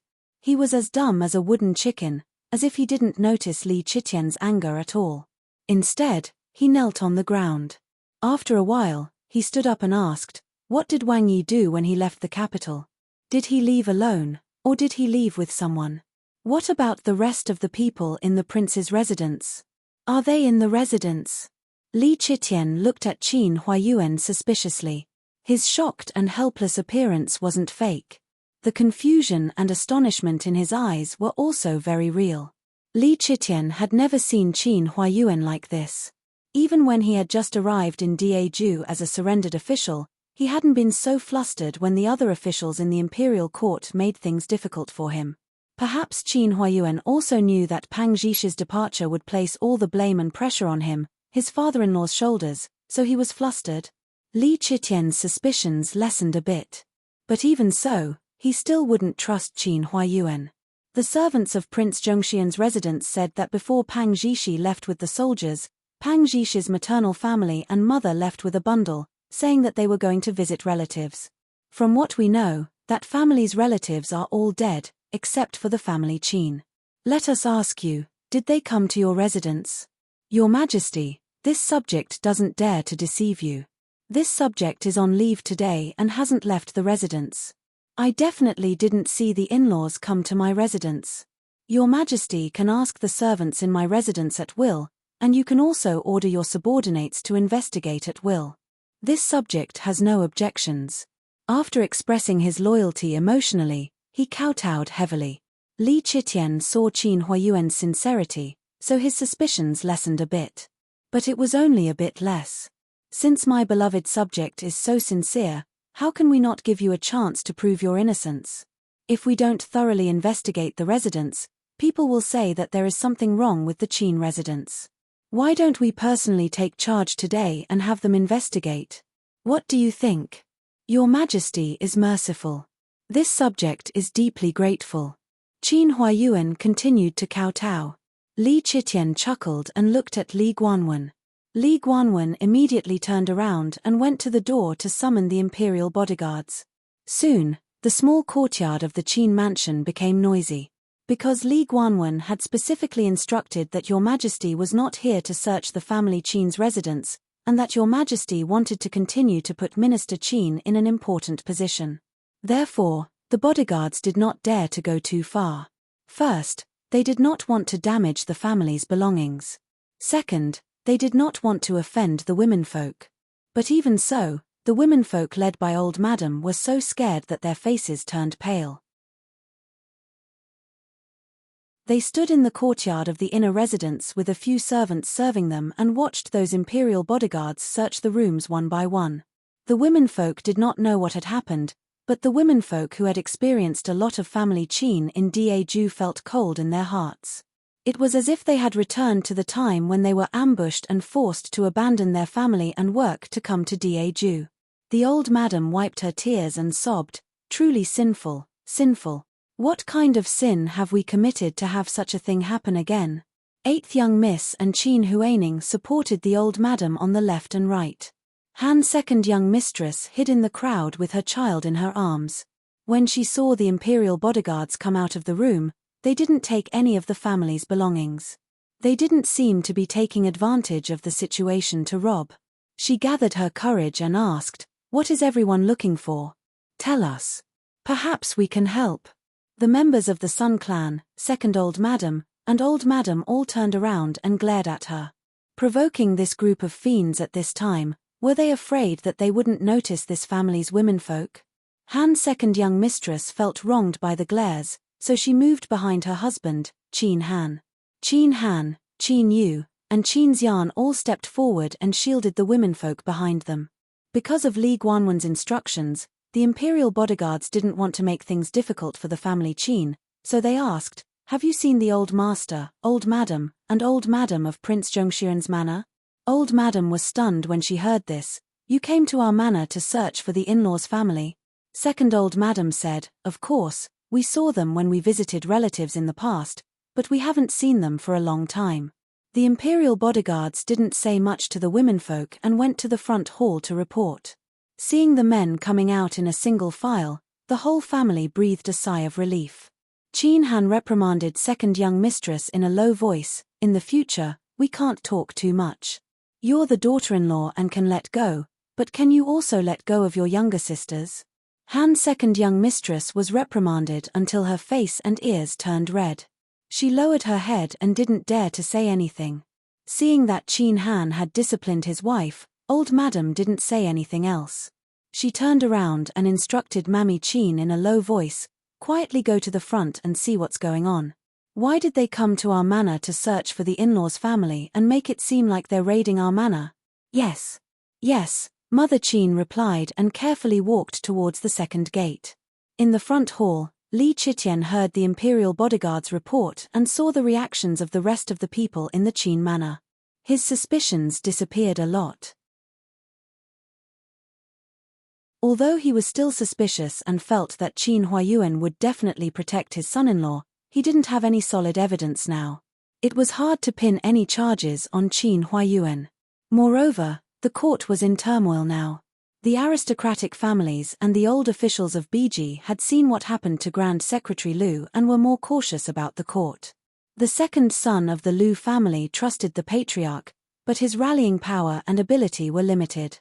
The nobles were keeping an eye on Pang Zhishi and Ji Ziyu. Once he made a move on them, the nobles would be alerted and it wouldn't be easy for them to make a move.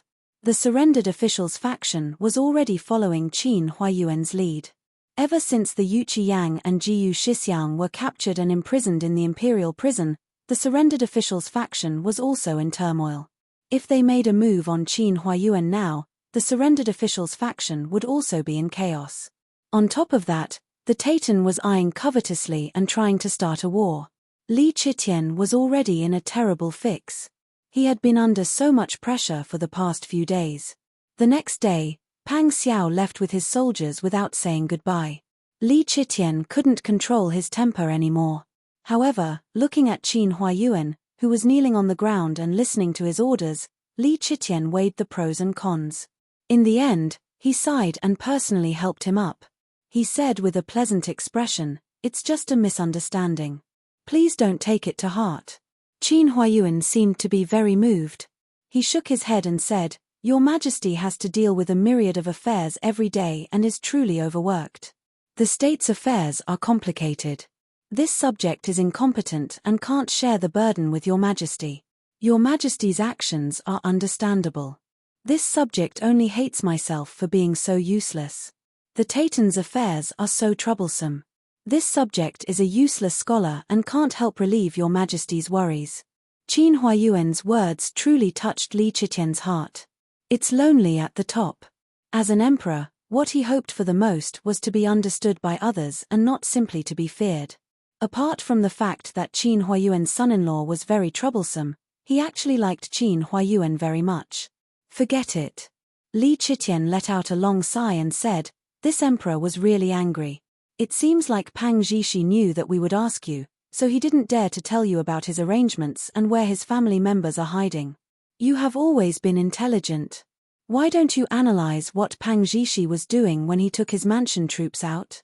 Is it possible that he went to contact the Dragon Stallion army?" Qin Huayuan remained silent for a moment before saying, "In my opinion, Wang Yi doesn't seem like someone who would do such a thing for no reason. He must be young and impetuous." At this point, Qin Huayuan's face blushed a little.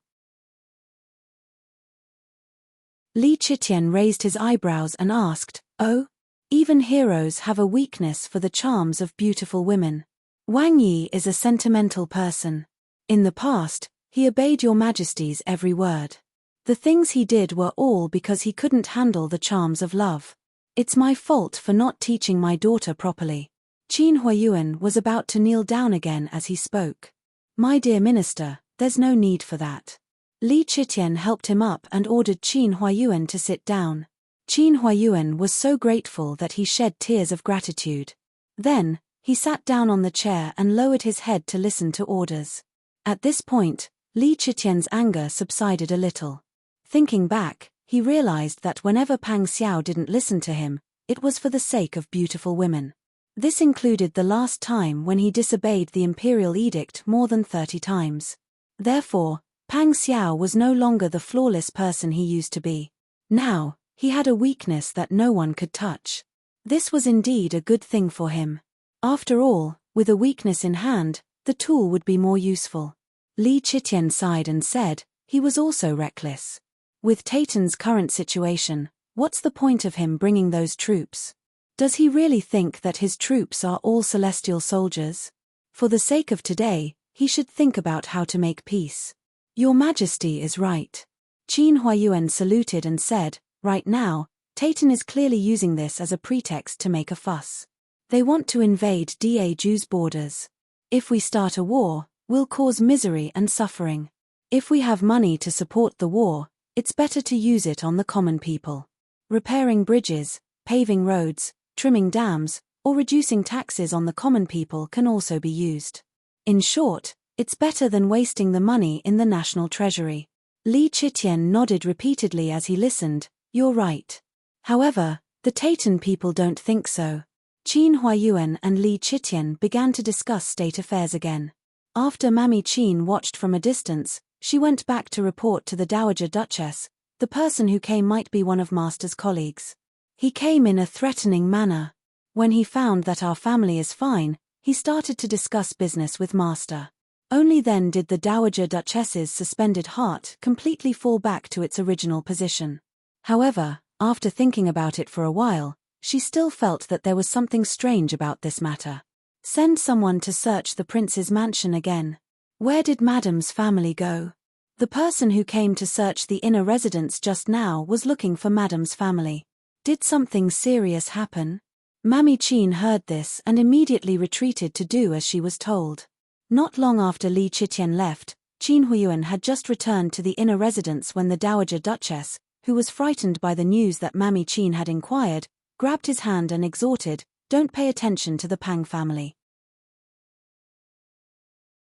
Their life and death have nothing to do with our family, Qin. Your Majesty is looking for them. If we intervene in this matter, I'm afraid our family Qin will be implicated." Qin Huayuan had already guessed what the Dowager Duchess would say. He didn't want to make the Dowager Duchess think too much, so he agreed gently. The Dowager Duchess then pulled Qin Huayuan to discuss the marriage of the two daughters in the family. Qin Yining had been married for so long, but there was no news of any children. In fact, the Dowager Duchess still hoped to send Miss Dao Jr. to Prince Zhongshuan's mansion as a noble concubine.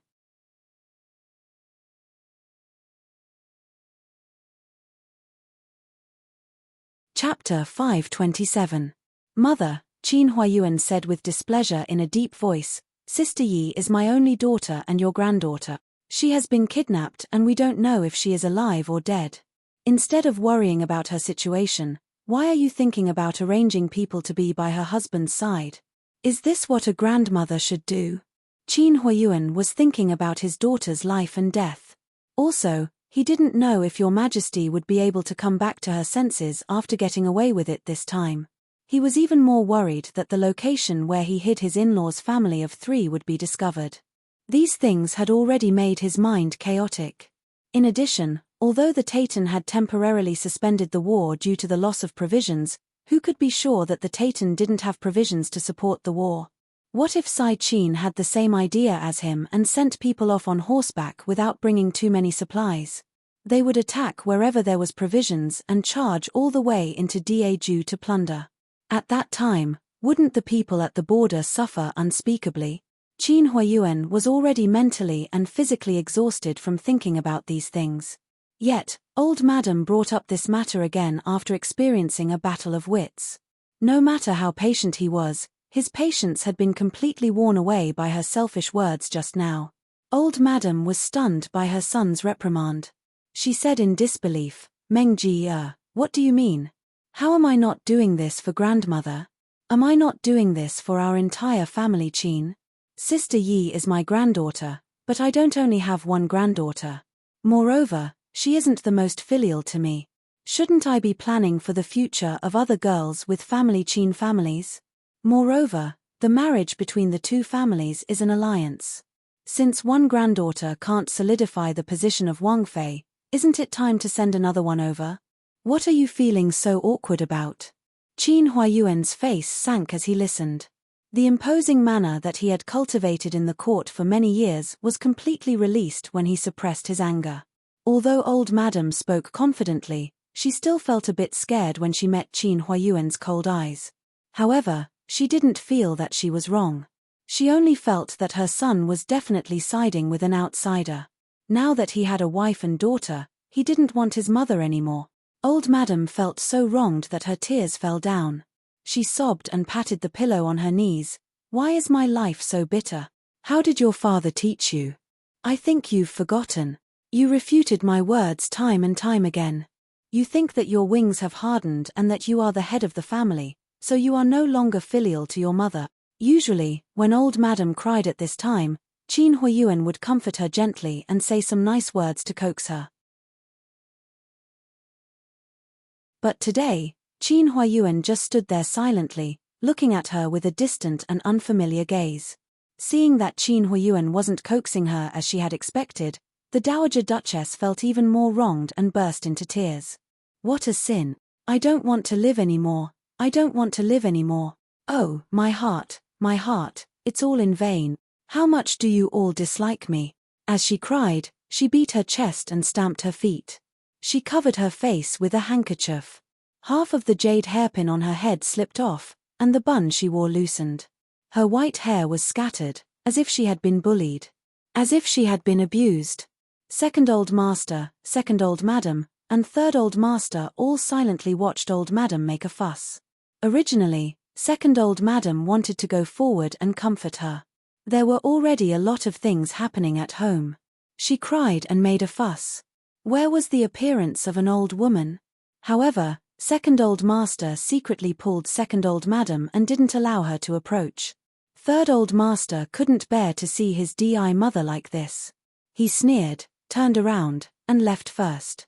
Out of sight, out of mind. There was only Mammy Qin standing awkwardly beside old madam. She didn't know whether to comfort her or leave.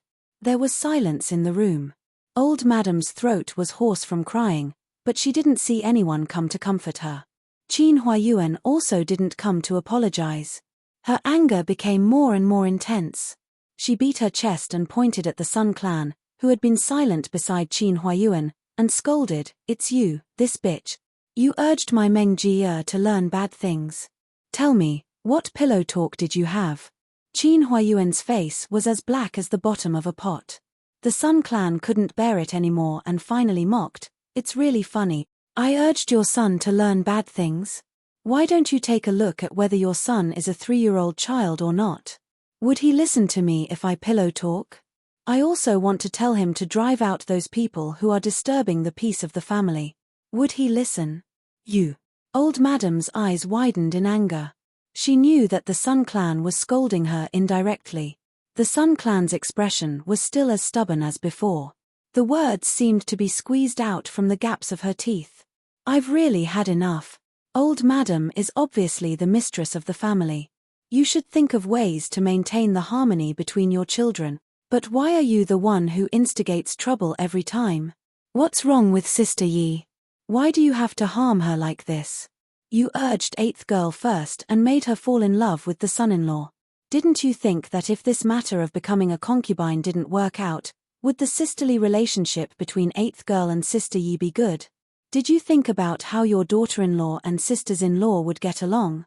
You're dissatisfied? You feel that your son isn't filial? But let me tell you, this residence, not to mention other people, even us husband and wife, as the biological parents, feel ashamed to live in it. This residence was bought with Sister Yi's money. You lost all your belongings on the way here. If Sister Yi hadn't used her own money to buy this residence first and was afraid that us husband and wife would lose face between brothers, she quietly transferred the property rights to us. Our whole family would still be renting a residence now. You don't have to work and eat Sister Yi all day long. Our Sister Yi didn't want your gratitude and only wanted to show her filial piety. But you. She was kidnapped and we don't even know if she's dead or alive. You actually stabbed her in the back. I think you don't care about your granddaughter's life at all. You're a grandmother. Do you still have a human heart? You're presumptuous. Old Madam angrily beat the mattress. Brother Meng, if you were raised by me, divorce her for me. Divorce her. Divorce me. I can't wait. I've seen through it. When my father and brother were still alive and our Ding General Manor was flourishing, who was the one who rushed to propose marriage? I wasn't the one who rushed to marry into a family Qin family. I managed to conceive for 10 months and gave birth to Sister Yi. Why did I lose her? We were separated for 14 years. Who will make up for this hardship? You despised me for not being able to give birth to a son for your son. You despised my maternal family for losing power. When my maternal family was being persecuted, you shamelessly welcomed the demon empress sister into the family to be a concubine. After suffering a natural disaster, the whole family tightened their belts. Sister Yi was so hungry that she went to work and hunt. The food she saved was eaten by you. You didn't know how to feel sorry for her. You smacked your lips and turned around to eat the little rabbit she raised.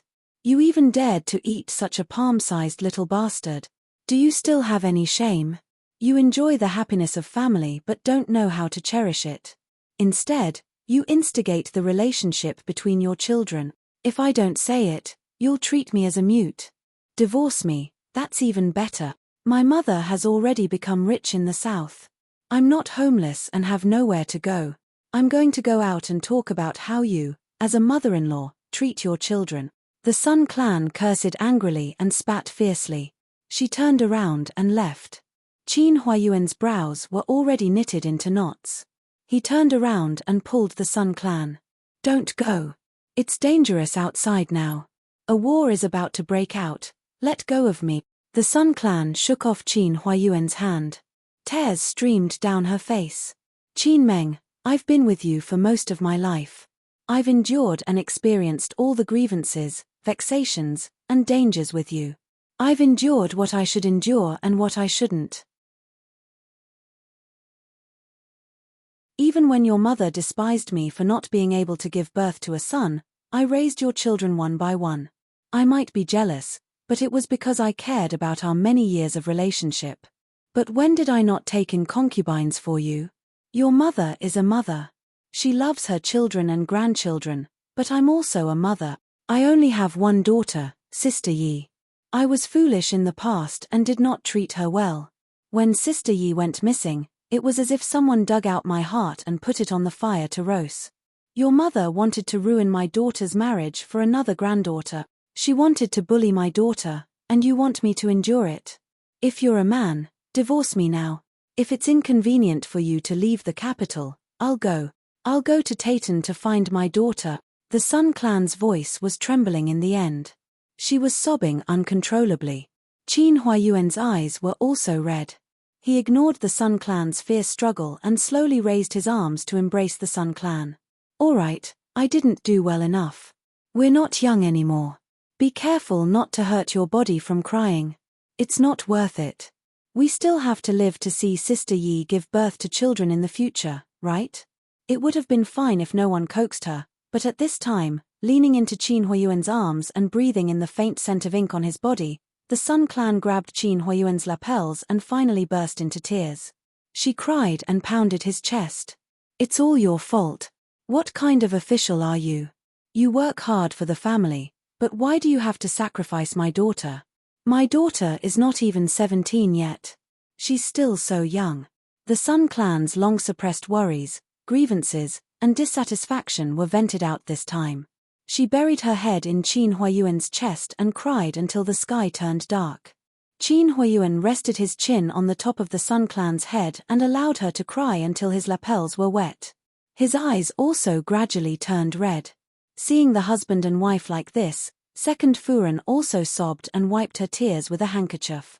She couldn't help but feel sad when she thought of that catastrophe. Her family members and servants died or were lost. Old Madam was dumbfounded.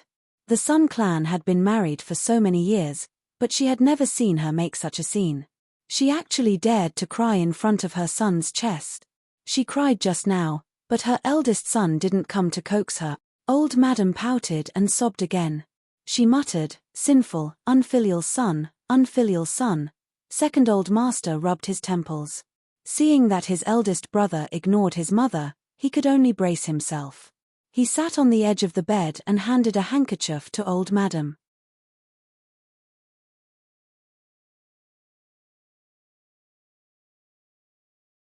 Chapter 528. Eldest brother and sister-in-law are also sad because they lost their child. Moreover, the political affairs in the imperial court are indeed tense. Eldest brother is now the person Your Majesty wants to enter the cabinet. Many factions are watching eldest brother's every move.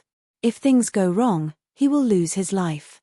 I'm just incompetent and can only be a small official in the Ministry of Rights.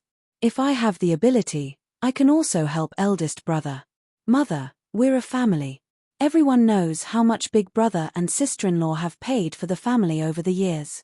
Third brother and I are very grateful.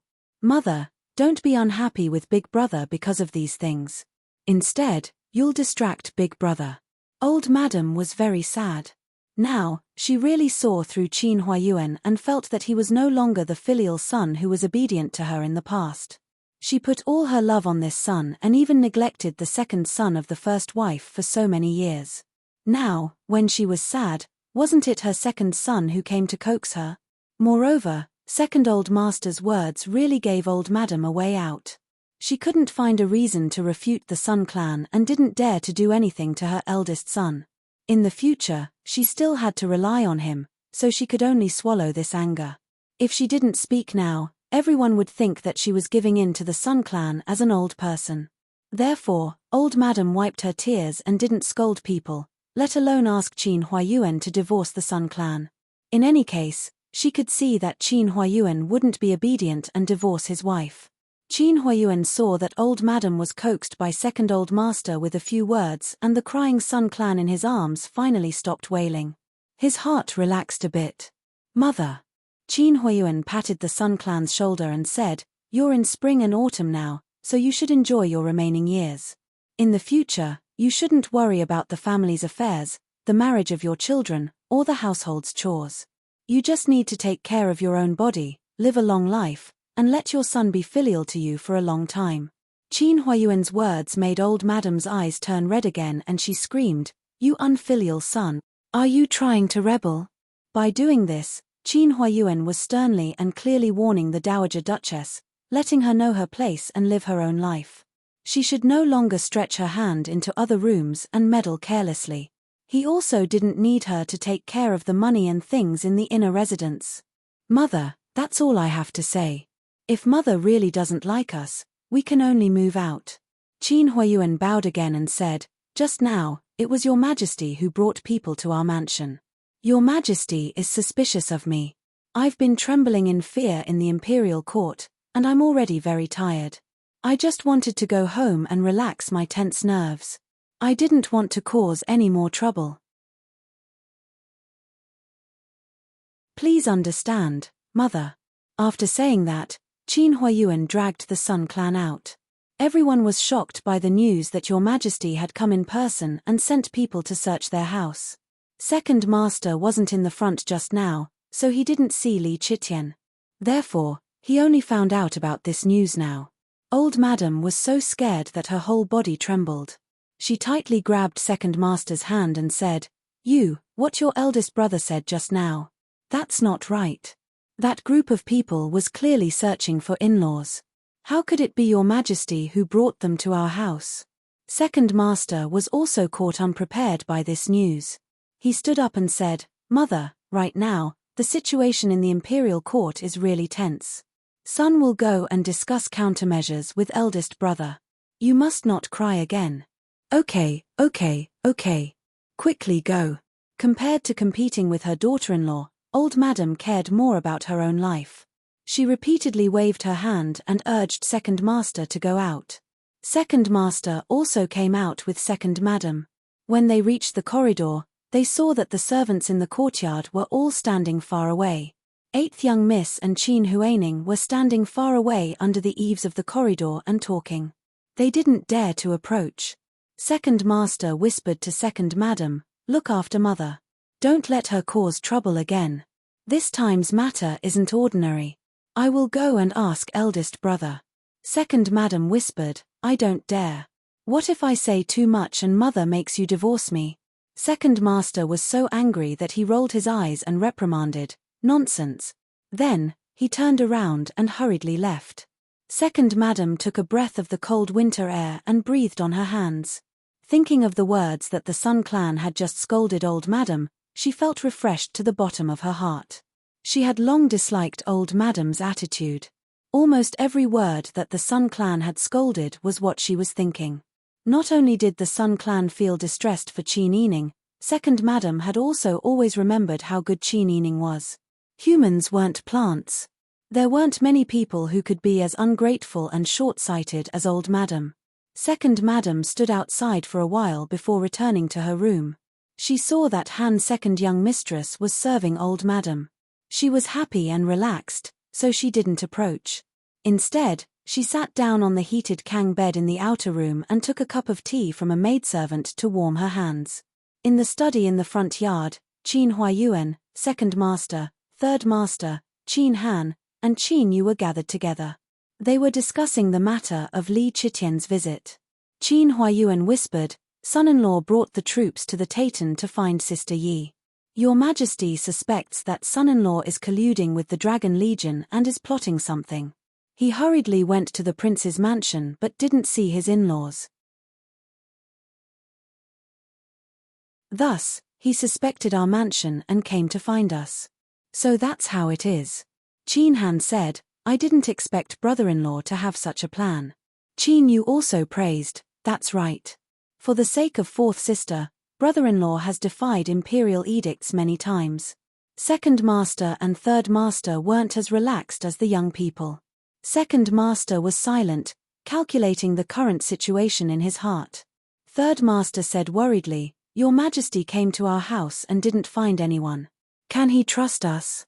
Big brother, if you say that you didn't participate in this matter, your Majesty definitely won't believe it." Qin Huayuan smiled bitterly, "That's right. However, your Majesty suspects me right now, but he doesn't have any evidence to prove that I hid your in-laws' family. Moreover, your Majesty won't do anything to them even if they were captured. At most, they will be placed under house arrest in the palace as hostages. If son-in-law doesn't have hostages, he can do things without worry. There's nothing bad about this." Third Master said straightforwardly, "Big brother, don't worry. Son-in-law is very capable. If he is willing to find Sister Yi will most likely be fine. As for your Majesty's suspicions, let him be. In any case, we are not afraid of crooked shadows. It's not like we are harboring them. Let your majesty think whatever he wants. Second master thought for a moment and said, even so, I'm afraid that your majesty will suspect Big Brother from now on and won't attach importance to you. When Qin Huayuan heard this, he couldn't help but laugh. Don't worry. Although your majesty doesn't completely trust me, he still needs me. Our residence is fine for the time being. However, during this period of time, we should think of a way out. A way out. Second master and third master said in unison. Qin Huayuan sighed, that's right. It's better to be safe than sorry. I've learned my lesson today. When they thought of the assassins' massacre on Dian, everyone felt a chill in their hearts and felt uncomfortable all over. The atmosphere became oppressive again. Especially Qin Yu and third master. They had both lost their wives, and third master had also lost his son. Everyone's mood was very depressed and sad. Qin Huayuan sighed, born in troubled times, we can only forge ahead, make all the preparations, and then support each other to move forward. It's okay. I will carefully observe the situation outside and take control of everything. Don't worry. Good. I've always been at ease with Big Brother's work. Me too. Uncle always chooses the right direction every time. We are also at ease. Seeing that his two younger brothers and two nephews trusted him so much, Qin Huayuan couldn't help but smile for the first time today. However, he was silently praying in his heart. He only hoped that Sister Yi was safe now and that Pang Xiao could quickly find her. After he found her, even if she wandered the world and never came back, it was still better than being a sacrifice in war. Percent Qin Yining, who was worried about his family, was not feeling well at all at this time. The terrain of the desert in the no-man's land was ever-changing. A moment ago, there were hills, but after sleeping, it became flat land. Moreover, in winter, the temperature during the day was not very high, but the night was very cold. Although they brought enough food and water, the desert was very bumpy. In addition, Qin Yining had refused Cao Yuqing's offer to take her with them and followed the tribe into the desert. She was already prepared to die. Whether it was physically or mentally, her endurance was almost at its limit. Especially after she thought everything through and understood that she might die, Qin Yining's taut strings suddenly seemed to break. Her body was also weakening day by day. It seemed that the loss of blood caused by the previous injuries was caused by the cold this time. Fortunately, because Qin Yining was carrying heavy supplies this time and after she fell ill, the tribe was very worried and worked together to make a handcart for her. Qin Yining was wrapped in a thick cotton-padded jacket and lying alone in the carriage. She was sometimes awake and sometimes asleep. Lu Heng and Uncle Ahan followed the carriage, one on the left and one on the right. They covered their mouths and noses with scarves, squinted their eyes to resist the wind and sand, and looked at Qin Yining worriedly. We don't know where we are now. If this goes on, I'm afraid the tribe leader won't be able to survive. After this time, Uncle Ahan privately called Qin Yining and Lu Heng the tribe leader. Lu Heng said, there is no other way now. We have already given her medicine, but the environment in the desert is too bad for her recovery. Fortunately, there is a carriage. Uncle Ahan sighed. Chagan Bara spat out the sand in his mouth and said, why don't we turn around and go back? Send the tribe leader out of the desert first. The environment outside is much better than here. Lu Heng smiled bitterly and said, do you think I don't want to? When we entered the desert, the pursuers were already very close. They were chasing after our footsteps, but when they saw us enter the desert, they didn't dare to chase after us. Under such circumstances, they will definitely not dare to go back and report to Khan. They will definitely wait outside.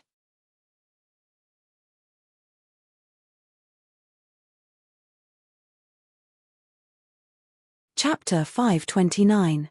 But we can't see the end of this desert. When will it end? Harbala said helplessly. Chagan Bala narrowed his eyes and looked at the sand and dust in the wind. He couldn't help but feel a sense of despair. No matter who it was, if they continued to travel in such an environment, they didn't know where their future lay. They didn't know when they would be able to walk out of this desolation. They would also feel despair. They even thought more than once, could it be that they really couldn't walk out of this desert? Were all their clansmen going to be buried here? Lu Heng walked to the side of the carriage and tidied up the scarf covering Qin Yining's mouth and nose to block the sand and dust. He looked at her long eyelashes that fluttered like butterfly wings as she slept and looked at her thin and pale face. He couldn't help but feel sad. How could he save her? Even if he couldn't get her love, he didn't want to see her die in front of him. Lu Heng's eyes were too worried and sad. The people around him also felt sad when they saw him. After interacting with each other day and night, they were like family to each other. They were companions who had gone through life and death together. Qin Yining could have escaped, but she stayed here to share the trials and tribulations with them because of her friendship. If she really lost her life like this, everyone would feel guilty. Especially the clansmen who often interacted with Qin Yining and Lu Heng, such as Uncle Ahan and the Chaganbala brothers. They were the ones who could see Lu Heng's feelings for Qin Yining the most. Now Qin Yining fell ill in such a harsh environment. But they were helpless. Even they were worried, let alone Lu Heng, who had always been interested in Qin Yining. Everyone looked at each other. They couldn't help but feel sad. The group continued to move forward in the wind and sand. Fortunately, they didn't encounter a sandstorm like yesterday until the sun set. Qin Yining was in a deep sleep. When he woke up, he realized that he was in a tent. There was a bright bonfire in the middle of the tent, and the ground was covered with soft sand. Outside the triangular tent, a strong wind blew, filling the air with dust and sand. The tent also fluttered in the wind. Qin Yining was so cold that her entire body was trembling. Even her teeth were chattering, but she didn't have the strength to get up. She didn't even have the strength to raise her hands to wrap the blanket tightly around herself. Lu Heng came in with a ceramic bowl from outside the tent. He saw Qin Yining's half-opened eyes, his face pale, and his entire body trembling. He immediately crouched down beside her and said, "You're awake. How do you feel?" Qin Yining forced himself to smile. His pale and cracked lips moved, but he couldn't make a sound in his dry and painful throat. Qin Yining tried to speak a few times, but to no avail. His long eyelashes drooped in disappointment. Lu Heng said softly, "Sorry to offend you." He lifted Qin Yining, who was trembling all over, and let her rest in the crook of his arm. He used his other hand to feed her the rice soup. "Drink more. Eat more. Your body will only get better if you have more nutrition. This is hot, and the temperature is just right. Drink it and it will warm you up." Qin Yining felt a little uncomfortable. However, her entire body was as soft as a strand of noodles. The slightest movement would cause her vision to darken. She didn't have the strength to care about this at all.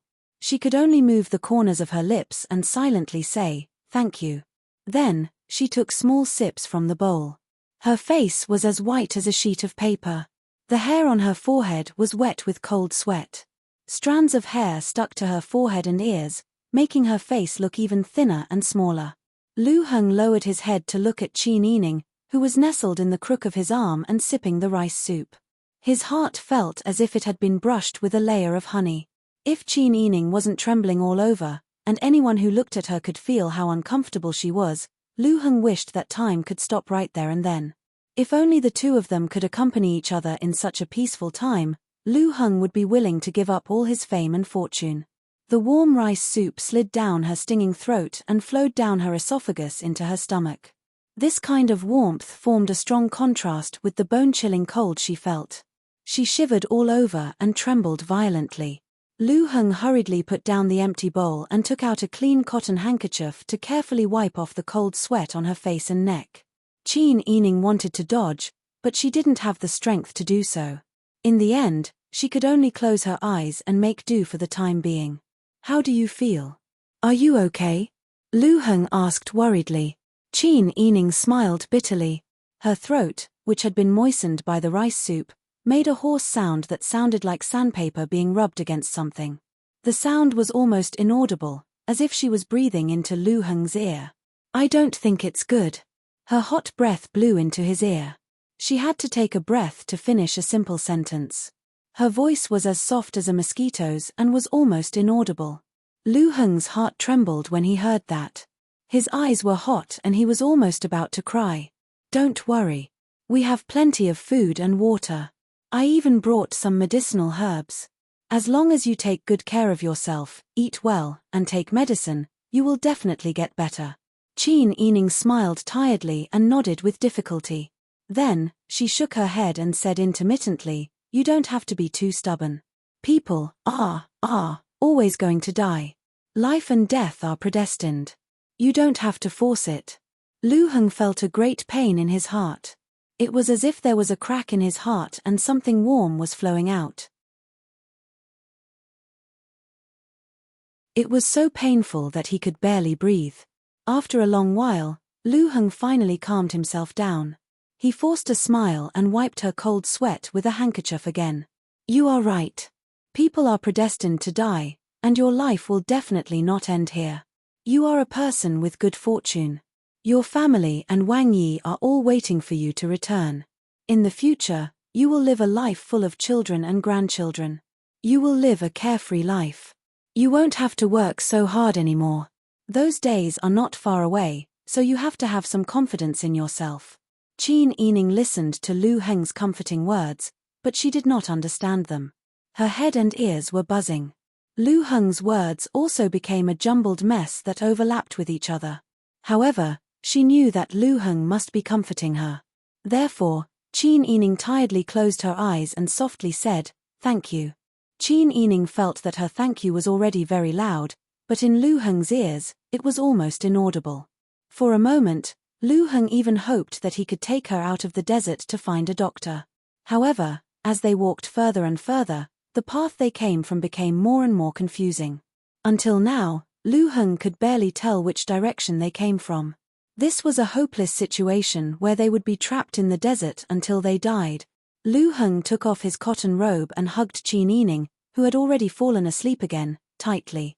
Then, he covered the two of them with a blanket and a cotton robe. Qin Yining's cheeks and hands were as cold as ice. Even though she had fainted, her whole body could not help but tremble. Lu Heng first held both of her hands with one hand and wanted to pass his heat to her. However, after a long time, his hands were already cold from her body temperature, but she was still very cold. Lu Heng was extremely worried and did not feel sleepy at this time. He got up and made the bonfire bigger, adjusted the tent lower, and then hugged Qin Yining and lay down at the position closest to the bonfire. This time, he directly put Qin Yining's hands in his arms and hugged her tightly, hoping that his chest could warm her up. Qin Yining was not completely asleep. At this time, she did not know where she was. She could not tell if this was the mountain where she lived when she was young or the Prime Minister's residence where she came and went later. She had a dream. She dreamed that she had made a mistake and could not learn the rules that her wet nurse had taught her. Old Madam and the Sun Clan wanted to punish her by making her kneel. Not only did they make her kneel, they also threw her books into the pond. She could not bear to do it, so she jumped into the frozen water in the dead of winter. The water was really cold. It was so cold that her bones seemed to be frozen, and her fingers were also frozen stiff. However, no matter how deep she went into the pond, she could not catch up with her books. The deeper she went, the colder it became. Qin Yining felt that she could not hold on any longer, so she wanted to give up on those books. However, when she turned around, she realized that the buildings in Qin Manor had disappeared, and the people around her had also disappeared. She was in the cold, frozen pond. She wanted to climb out, but she could not find the shore. She was so scared that she almost cried. She kept saying, "It's fine if you don't come. It's fine if you don't come. It's better to be alone on the mountain. You shouldn't have come back."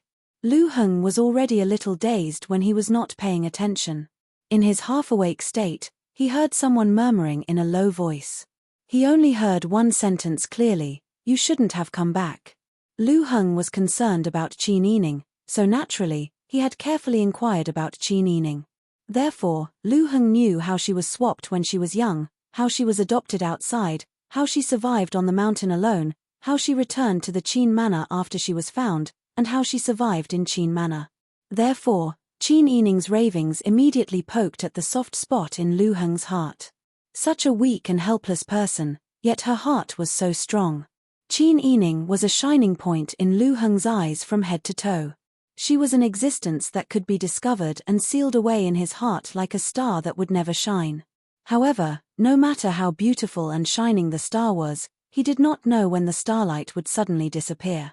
Sometimes, Lu Heng wished that he could go back in time. If that was the case, he could find Qin Yining when she was young first.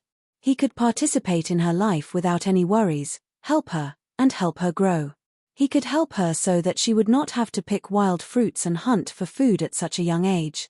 She would not have to live such a hard life.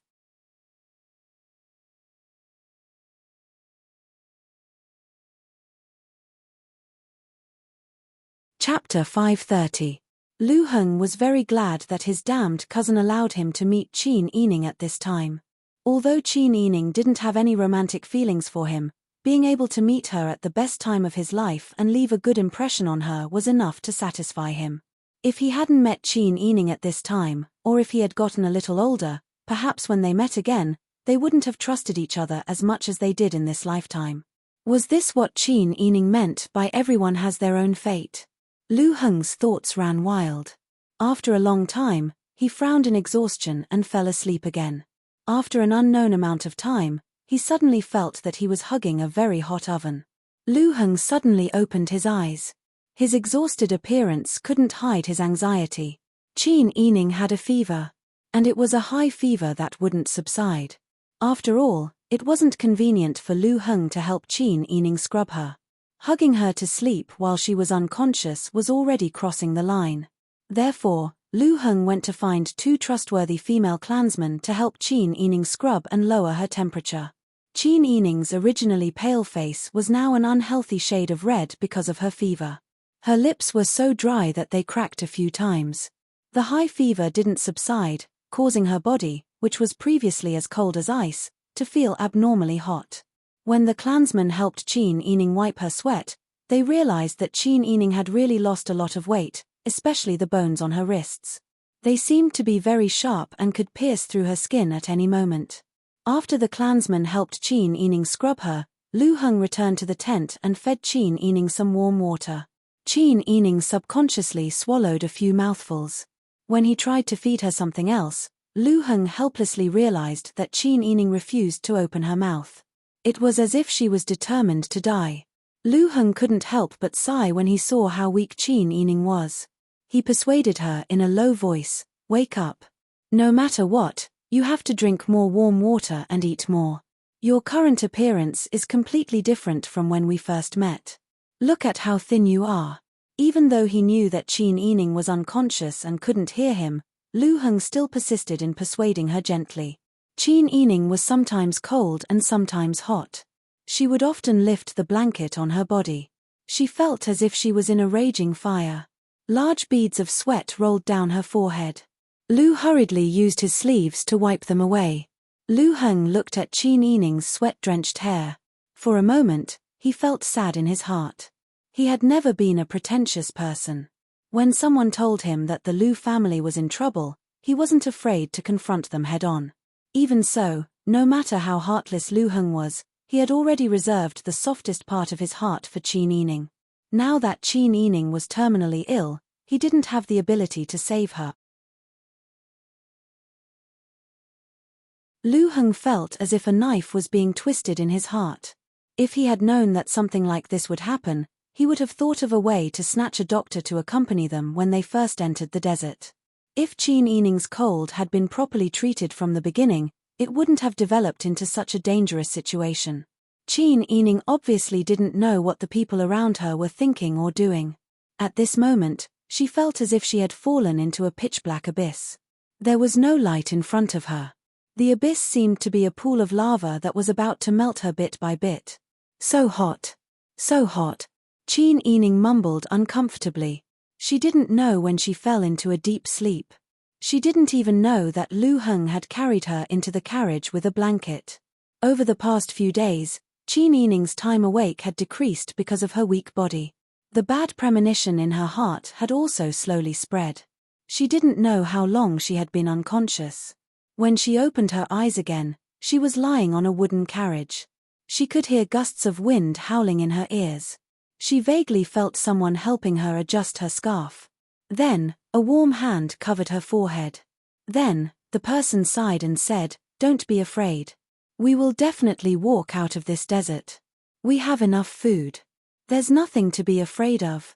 Qin Yining knew that Lu Heng was comforting her again. During this period, Lu Heng had taken good care of her in every possible way. She was very grateful. "Thank you." Lu Heng saw that Qin Yining had opened her mouth to speak and hurriedly came over. "You're awake. Do you want some water?" Qin Yining tried her best to say, "If I can't take it anymore, put me down. Put me down." After saying this, she fell asleep again. The last thing she heard was Lu Heng saying in her ear over and over again, "Don't be afraid. I won't put you down. I won't put you down." Qin Yining didn't know how long she had been unconscious for. She even thought that she might never wake up again. She didn't even have time to tell Pang Xiao what she wanted to say. But when she opened her eyes again, Qin Yining found herself in a mud house with a rather high dust-bearing height. Was she still in the desert? How could there be such a building in the desert? Qin Yining couldn't help but start to look at her surroundings. This room was very large. The surrounding walls were made of yellow mud and wood. The furnishings in the room were also very simple. Most of the products were pottery and wood carvings. She was sleeping on a very large heated kang bed. The bedding on it was made of fine cotton. The patterns on the cotton were also very delicate. It seemed to be a mysterious and Ji-seong totem, but it wasn't the usual patterns of flowers, birds, or riches. Qin Yining couldn't help but wonder where she was. Could it be that Lu Heng took her out of the desert to save her life? But the desert terrain in the no man's land changed rapidly. It was impossible to find the way back. Moreover, the architectural style and the totem on the furnishings here didn't seem to be the style of Daeju or any Taytan country. Qin Yining moved her fingers. She felt that she had recovered some of her strength. Her mind wasn't as muddled as before. Even the burning pain in her throat and the dryness of her lips seemed to have improved a lot. Qin Yining was very curious. She was also very glad that she was getting better. She originally thought that she was going to lose her life. She didn't expect that she would be able to survive. Just as Qin Yining opened her beautiful eyes and looked around, the wooden door suddenly creaked. She looked in the direction of the sound and saw a tall man wearing a red robe walking over. The man looked to be in his 40s. His hair was slightly curly and was neatly tied into a bun on the top of his head. His facial features were very deep. His high nose and deep eyes were very distinctive. The robe he was wearing was also made of fine cotton. It also had the strange and complicated patterns on the bedding and furnishings. At this moment, he slowly walked over. A pair of black eyes stared at Qin Yining, who was lying on the heated kang bed. His gaze was very deep and infatuated. His eyes didn't even blink, as if he was looking at a priceless treasure. "You're awake." Qin Yining was very surprised. This person spoke the Daeju language. Moreover, it was the accent of Daeju, which was close to the south and bordered the Dayan dynasty. Could it be that she had already returned to Daeju? Seeing that Qin Yining only looked at him silently and didn't speak, the man smiled and said, "Are you still not fully recovered? Have you completely recovered?" Without waiting for Qin Yining to reply, the man clapped his hands 3 times. Then, 2 maids wearing grey-green robes walked in. Their hair was neatly tied up. The 2 maids curtsied to the man. "Royal Prince. Millimeter. Go and serve the goddess." "Yes, Royal Prince." The 2 maids wanted to walk over slowly with Qin Yining. Qin Yining was confused by her words. This was a royal prince. Qin Yining couldn't remember any royal prince of Daeju who looked this age and looked like this. Not to mention the Dayan dynasty. In the former Biji country, apart from the crown prince inheriting the throne, the brothers were conferred the title of prince. The brothers' children were all conferred the title of royal prince and had their own fiefs. Could this uncle be the former royal prince of Biji? The strangest thing was that he actually called her goddess. What were these people thinking? How did she become a goddess? Just as Qin Yining was letting her imagination run wild, the two maids had already walked in front of her. They curtsied and said, "Goddess, the maids will serve you as you wash up. The kitchen has already prepared food for you. You can eat it after you wash up." She almost blurted out, "Why are you calling me goddess?" However, Qin Yining calmly held back. She didn't immediately speak. Anyway, she felt sticky all over. She should take a bath first so that she could eat. Just as Qin Yining was helped up by the two maids and was about to walk to the side room, the middle-aged man who was addressed as the royal prince also walked a few steps forward. Qin Yining frowned and looked back. The royal prince seemed to be intimidated by her gaze and slowly stopped in his tracks. However, his gaze towards Qin Yining was still very fervent. Qin Yining was very displeased because this person's gaze was too blatant. It was as if she had not eaten for a few meals and suddenly saw a feast of fish and meat. It made her feel as if she was meat on the chopping block and could only be slaughtered under this person's gaze. However, the situation was unclear right now. Qin Yining didn't dare to speak rashly and anger the other party. She planned to observe for a while before deciding what to do next. In addition, she also wanted to find out the whereabouts of the other Minuo tribe members. Therefore, she didn't say anything else and walked into the side room with the help of the maids.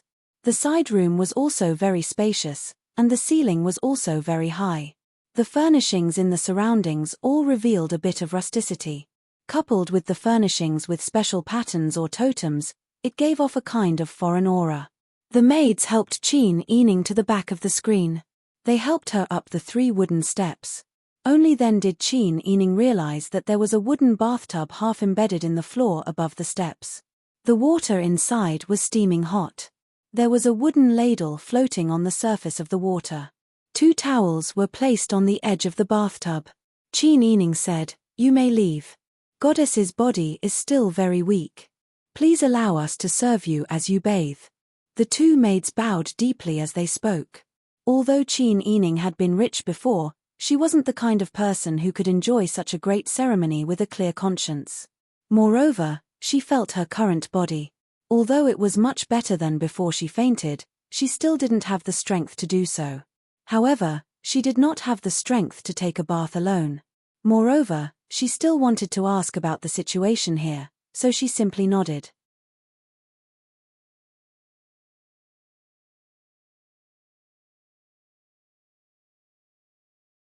Chapter 531. Her entire body was soaked in the warm water, as if all her pores were open to breathe. All the sweat and bad luck she had suffered from her illness seemed to have been washed away. One of the maids helped her wipe her body while the other carefully washed her hair. Both of their actions were very gentle. When their slender fingers scratched her scalp, it was as if even a strand of her hair was a sin. Qin Yining closed her eyes and pondered for a moment. After she had sorted out the 4 of them, she asked casually, "Where is this place?" The 2 maids looked at each other. One of them, who was thinner, said, "It's not your fault that you didn't know. When you came down from the sky with the grain, you were sick. This is Shi-Yu, an oasis in the desert of the no man's land. So she wasn't brought out alone. It was the people of the Minuo tribe who brought her to an oasis. But why did these people say that she came down from the sky with the grain? Why did they call her goddess?" Qin Yining asked calmly, "Where are my people?" "Don't worry, goddess. Other than a young master surnamed Lu, the rest of your people have been properly settled outside the palace." "Outside the palace? Then this is the palace?" Qin Yining couldn't help but look around.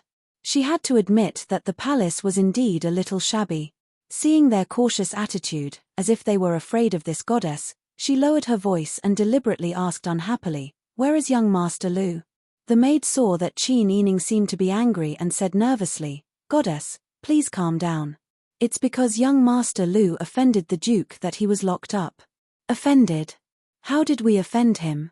Her tone was even more domineering. The maid hurriedly bowed her head and said, "Please calm down, goddess. You came to Shi-Yu with the grain seeds. You must have heard the sincere prayers of our people. Long before we came here, Generations of our people and the Duke have been praying for the goddess in the Holy Book to come and save us with the grain. According to the Holy Book, once the goddess comes to Shiyu, you will be the Duke's wife. However, young Master Lu strongly opposed the Duke's decision to announce his intention to marry you to the public. In a fit of anger, the Duke locked young Master Lu up. But because he is a member of the goddess clan, no one made things difficult for him. Qin Yining was speechless. Could the royal prince that the maid was talking about be the uncle she saw just now? No wonder the royal prince looked at her with such a passionate gaze. He wanted to marry her, but did he ask for her opinion? Qin Yining suppressed his anger and confusion and continued to ask with a serious expression, I see. It should have been over 100 years since your clan came to this oasis, right? The two maids nodded. Goddess is right. Our Sunset Moon tribe has been here for over 100 years. Qin Yining saw that the two of them were in fear and trepidation.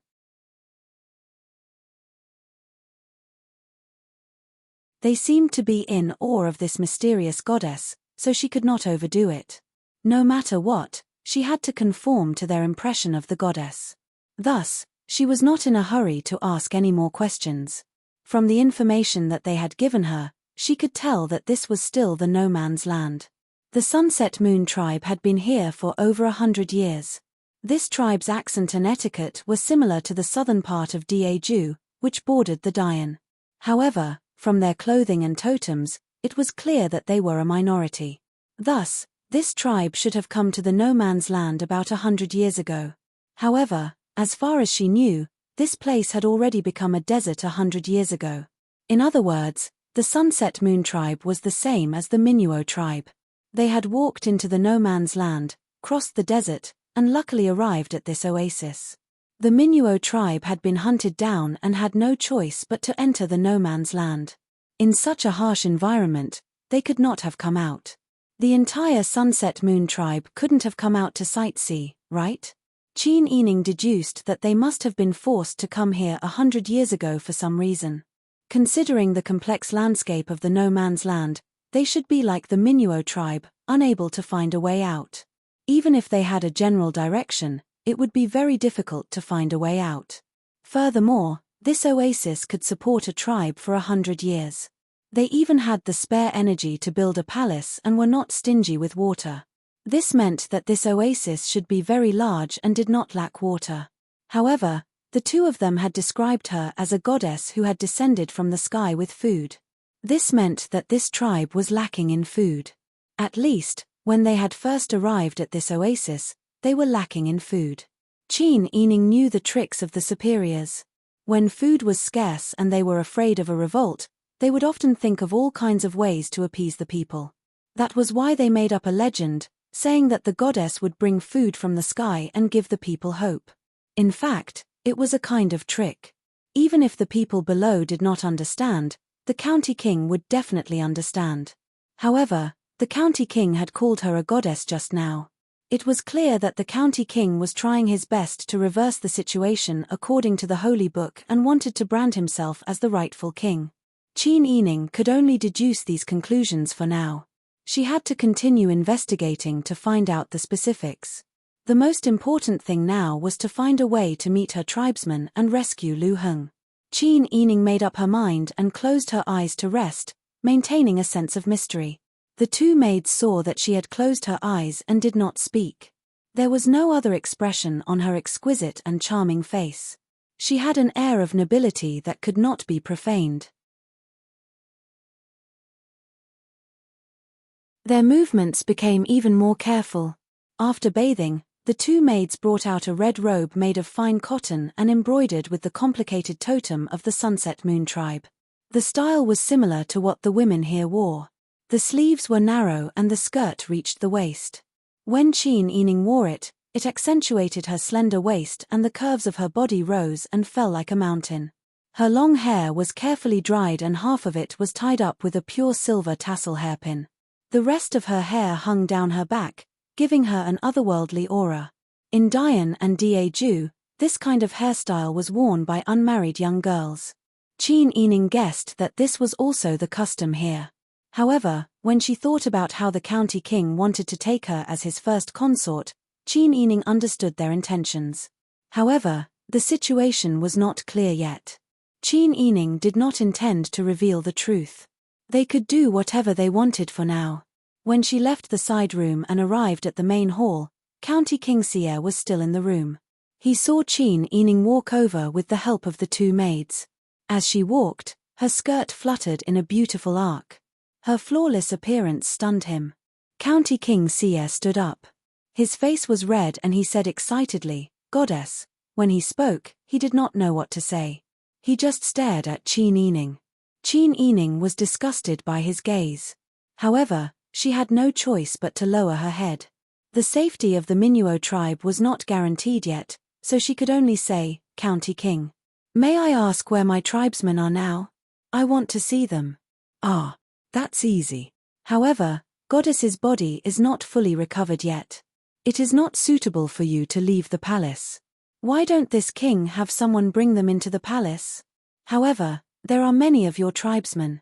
It is not good to bring them all. Why don't you choose a few people?" Qin Yining raised her eyebrows and said calmly, "All right. I want to see my brother Lu Heng and my 3 guards, Ahan, Harbala and Chaganbala.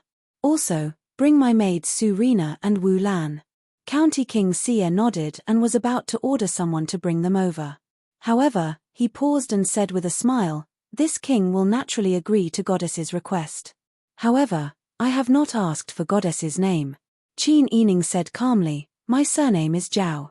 County King Xie stepped forward eagerly and asked, "What's your name?" Qin Yining raised her eyebrows and said, "County King, you can call me Miss Zhao." County King Xie was a little angry. Perhaps it had been too many years since anyone dared to disobey him. He was much more easily angered than the people Qin Yining met outside. He was also much more expressive when he calmed down. "This king is asking for your name." Qin Yining said, "County King, you are a polite person. You should know that a woman's name can only be known by her family and her husband's family, right?" County King Xie's face was gloomy. However, he seemed to have thought of something and laughed. All right. If you don't want to tell this king, then this king can tell you. This king's surname is Zhu Meng and his courtesy name is Lu Shui. In any case, this king will also know Miss Zhao's name when we become family in the future." Qin Yining pursed his lips and his eyes flashed. However, he did not immediately get angry. This person could say whatever he wanted. After all, it was just his mouth. She was not clear about the situation and could not act rashly. She could only endure for now. "Can I bring in the person I want?" "Yes. However, young Master Lu cannot," Zhu Meng said. Qin Yining frowned and said, "He is my brother. I must see him. Your surname is Zhao and his surname is Lu. How can the two of you be siblings?" Zhu Meng said sarcastically. Qin Yining's beautiful eyes turned and looked at him as if he was an idiot. "County King, could it be that you don't have any cousins?" Zhu Meng was stunned. He had indeed forgotten about this because of the beauty in front of him. It was no wonder that young Master Lu had been obstructing him when he wanted to marry a princess. It was because of his own cousin. However, since ancient times, there had been no clear distinction between cousins. Zhu Meng became even more displeased. When he thought of the other women in his imperial harem, Zhu Meng changed his strategy. He smiled gently and said, "Beauty, don't be angry. This king will call someone else to see you. Later, this king will give you the most beautiful gemstones and the freshest fruits, all right?" Qin Yining frowned and sneered. "County King, please conduct yourself with dignity. Looking at County King's appearance, you should also be familiar with etiquette. You should know that the orders of the parents and the words of the matchmaker, right? County King, you said that you want to marry me, but you can't accept my family.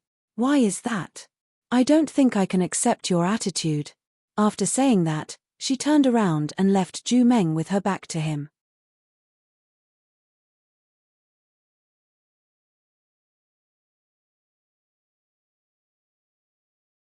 Chapter 532. He couldn't bear to scold or hit such a stunning beauty. It was more important to make the beauty happy, but he couldn't keep her cousin locked up, right?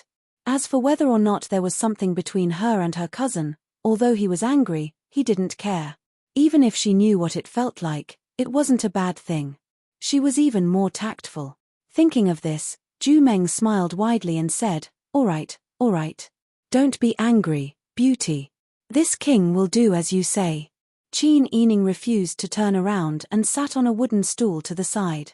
Ju Meng rubbed his hands, and a foolish smile hung on his deep-set face. He paced back and forth behind Qin Yining. He wanted to reach out his hand a few times, but he suppressed it in the end. There's no rush. There's still a long way to go. If I provoke her now, how boring will it be in the future? After warning himself, Ju Meng didn't harden his heart to touch Qin Yining. Instead, he changed his method of chatting with her. Beauty, where do you live? How did you come here with the food? Qin Yining turned around and laughed mockingly. I'm not a goddess anymore, right? When Ju Meng saw her sharp and charming gaze, his entire body went limp. He stood there in a daze and took a few deep breaths before he managed to suppress the restlessness in his heart. Ah, you came to Sier with food, so of course you're a goddess.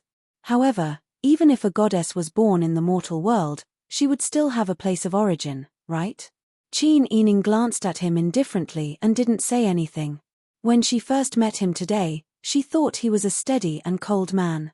Now, it seemed that he didn't reveal his true colors from the beginning because he was trying his best to suppress it. Qin Yining knew that the more she said, the more mistakes she would make. When she didn't have a foolproof plan, she would rather reveal as little as possible.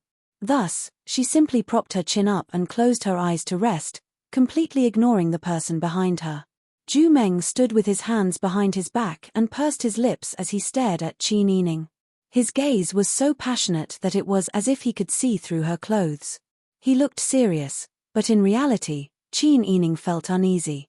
Not long after, someone came in and said, Your Highness, I've brought him here. Let them in. Ju Meng turned to look at the door and saw a group of people being led into the spacious hall by the maidservants. Ju Meng said, My, Miss Xian, the person you want is here. In front of outsiders, calling her a beauty was too vulgar, and calling her a goddess was too high of a compliment, so they could only call her that. Qin Yining stood up and said, Thank you very much. The royal prince is also tired. Since you are busy, you should go ahead. There is no need to worry about me. Despite being asked to leave, Ju Meng did not get angry. Instead, he smiled kindly. His smile was so gentle that it seemed like water could be squeezed out of it. He said dotingly, all right. As you wish. This king will leave now. As she spoke, she glanced at Qin Yining a few times reluctantly. After confirming that he had no intention of keeping her, she left helplessly. After he left, Qin Yining waved his hand and said to the maidservants, You may leave as well.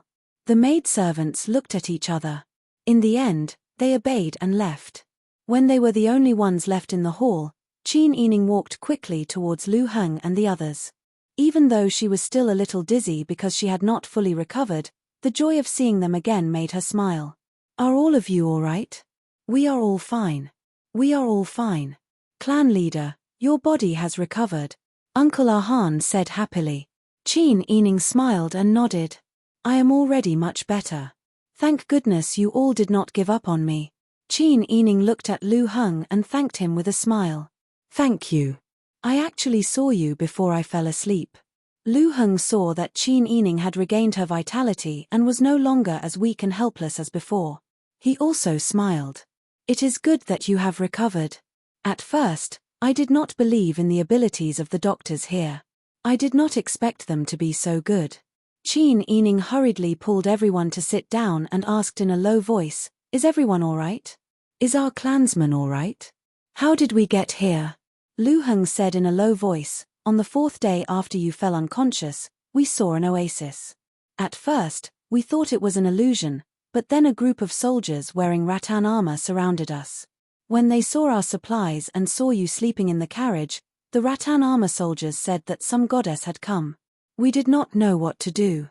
Qin Yining felt embarrassed when she thought of that scene. Uncle Ahan also smiled and said, "Yes, but fortunately, they have a goddess here that they believe in. That is why we can live in peace. Now, our clansmen are all stationed in one place, and the supplies are also in our hands." I took the opportunity to ask around.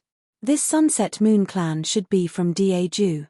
More than 100 years ago, they were hunted down and fled here because the imperial court killed the vassal kings who colluded with the Sunset Moon sect.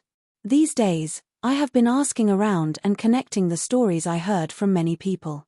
They probably had nothing when they first came here. Everything here was developed over the past 100 years. Because when they first came here, their clansmen were always hungry. Fortunately, the Sunset Moon sect they believed in said that the goddess would one day come with seeds of food, which gave them some confidence. These people also tried to go out, but the people they sent out did not succeed. Most of them were lost in the desert in the no man's land. Only a few people came back. After several generations of hard work, although their clansmen can be self-sufficient in this oasis, they still lack food. Qin Yining nodded. This was similar to his previous analysis. Qin Yining asked again, "How many people are there? How many soldiers are there?" Uncle Ahan said, "I looked carefully. There are about 4,000 to 5,000 people here, and about 1,000 soldiers. However, the soldiers here are all young people. Think about it, they haven't fought in a war for several generations. These young soldiers who have never seen blood will probably be scared witless on the battlefield. They can't compare to the bravery of our clansmen." Qin Yining and Lu Heng both nodded in agreement. Compared to the soldiers who had been living in a greenhouse and were used to peace, experienced soldiers were more daring and could save a lot of unnecessary trouble. Therefore, Qin Yining thought that if a fight broke out, the Minuo tribe might not be at a disadvantage. They also had the ability to protect the supplies. So now that the supplies are still in our hands, the people here don't act rashly. Yes. Ahan nodded and said, "I think they don't want to fight. That's why their leader wants to marry you." You're tuning in to the Dreamy Chapters YouTube channel. We're so grateful for your support, and don't forget to subscribe to join us on this incredible journey through captivating stories. Your generosity through donations truly makes a world of difference, as it's the primary source of revenue that allows me to expand and enhance this channel for you. Thank you from the bottom of my heart for being a part of this adventure.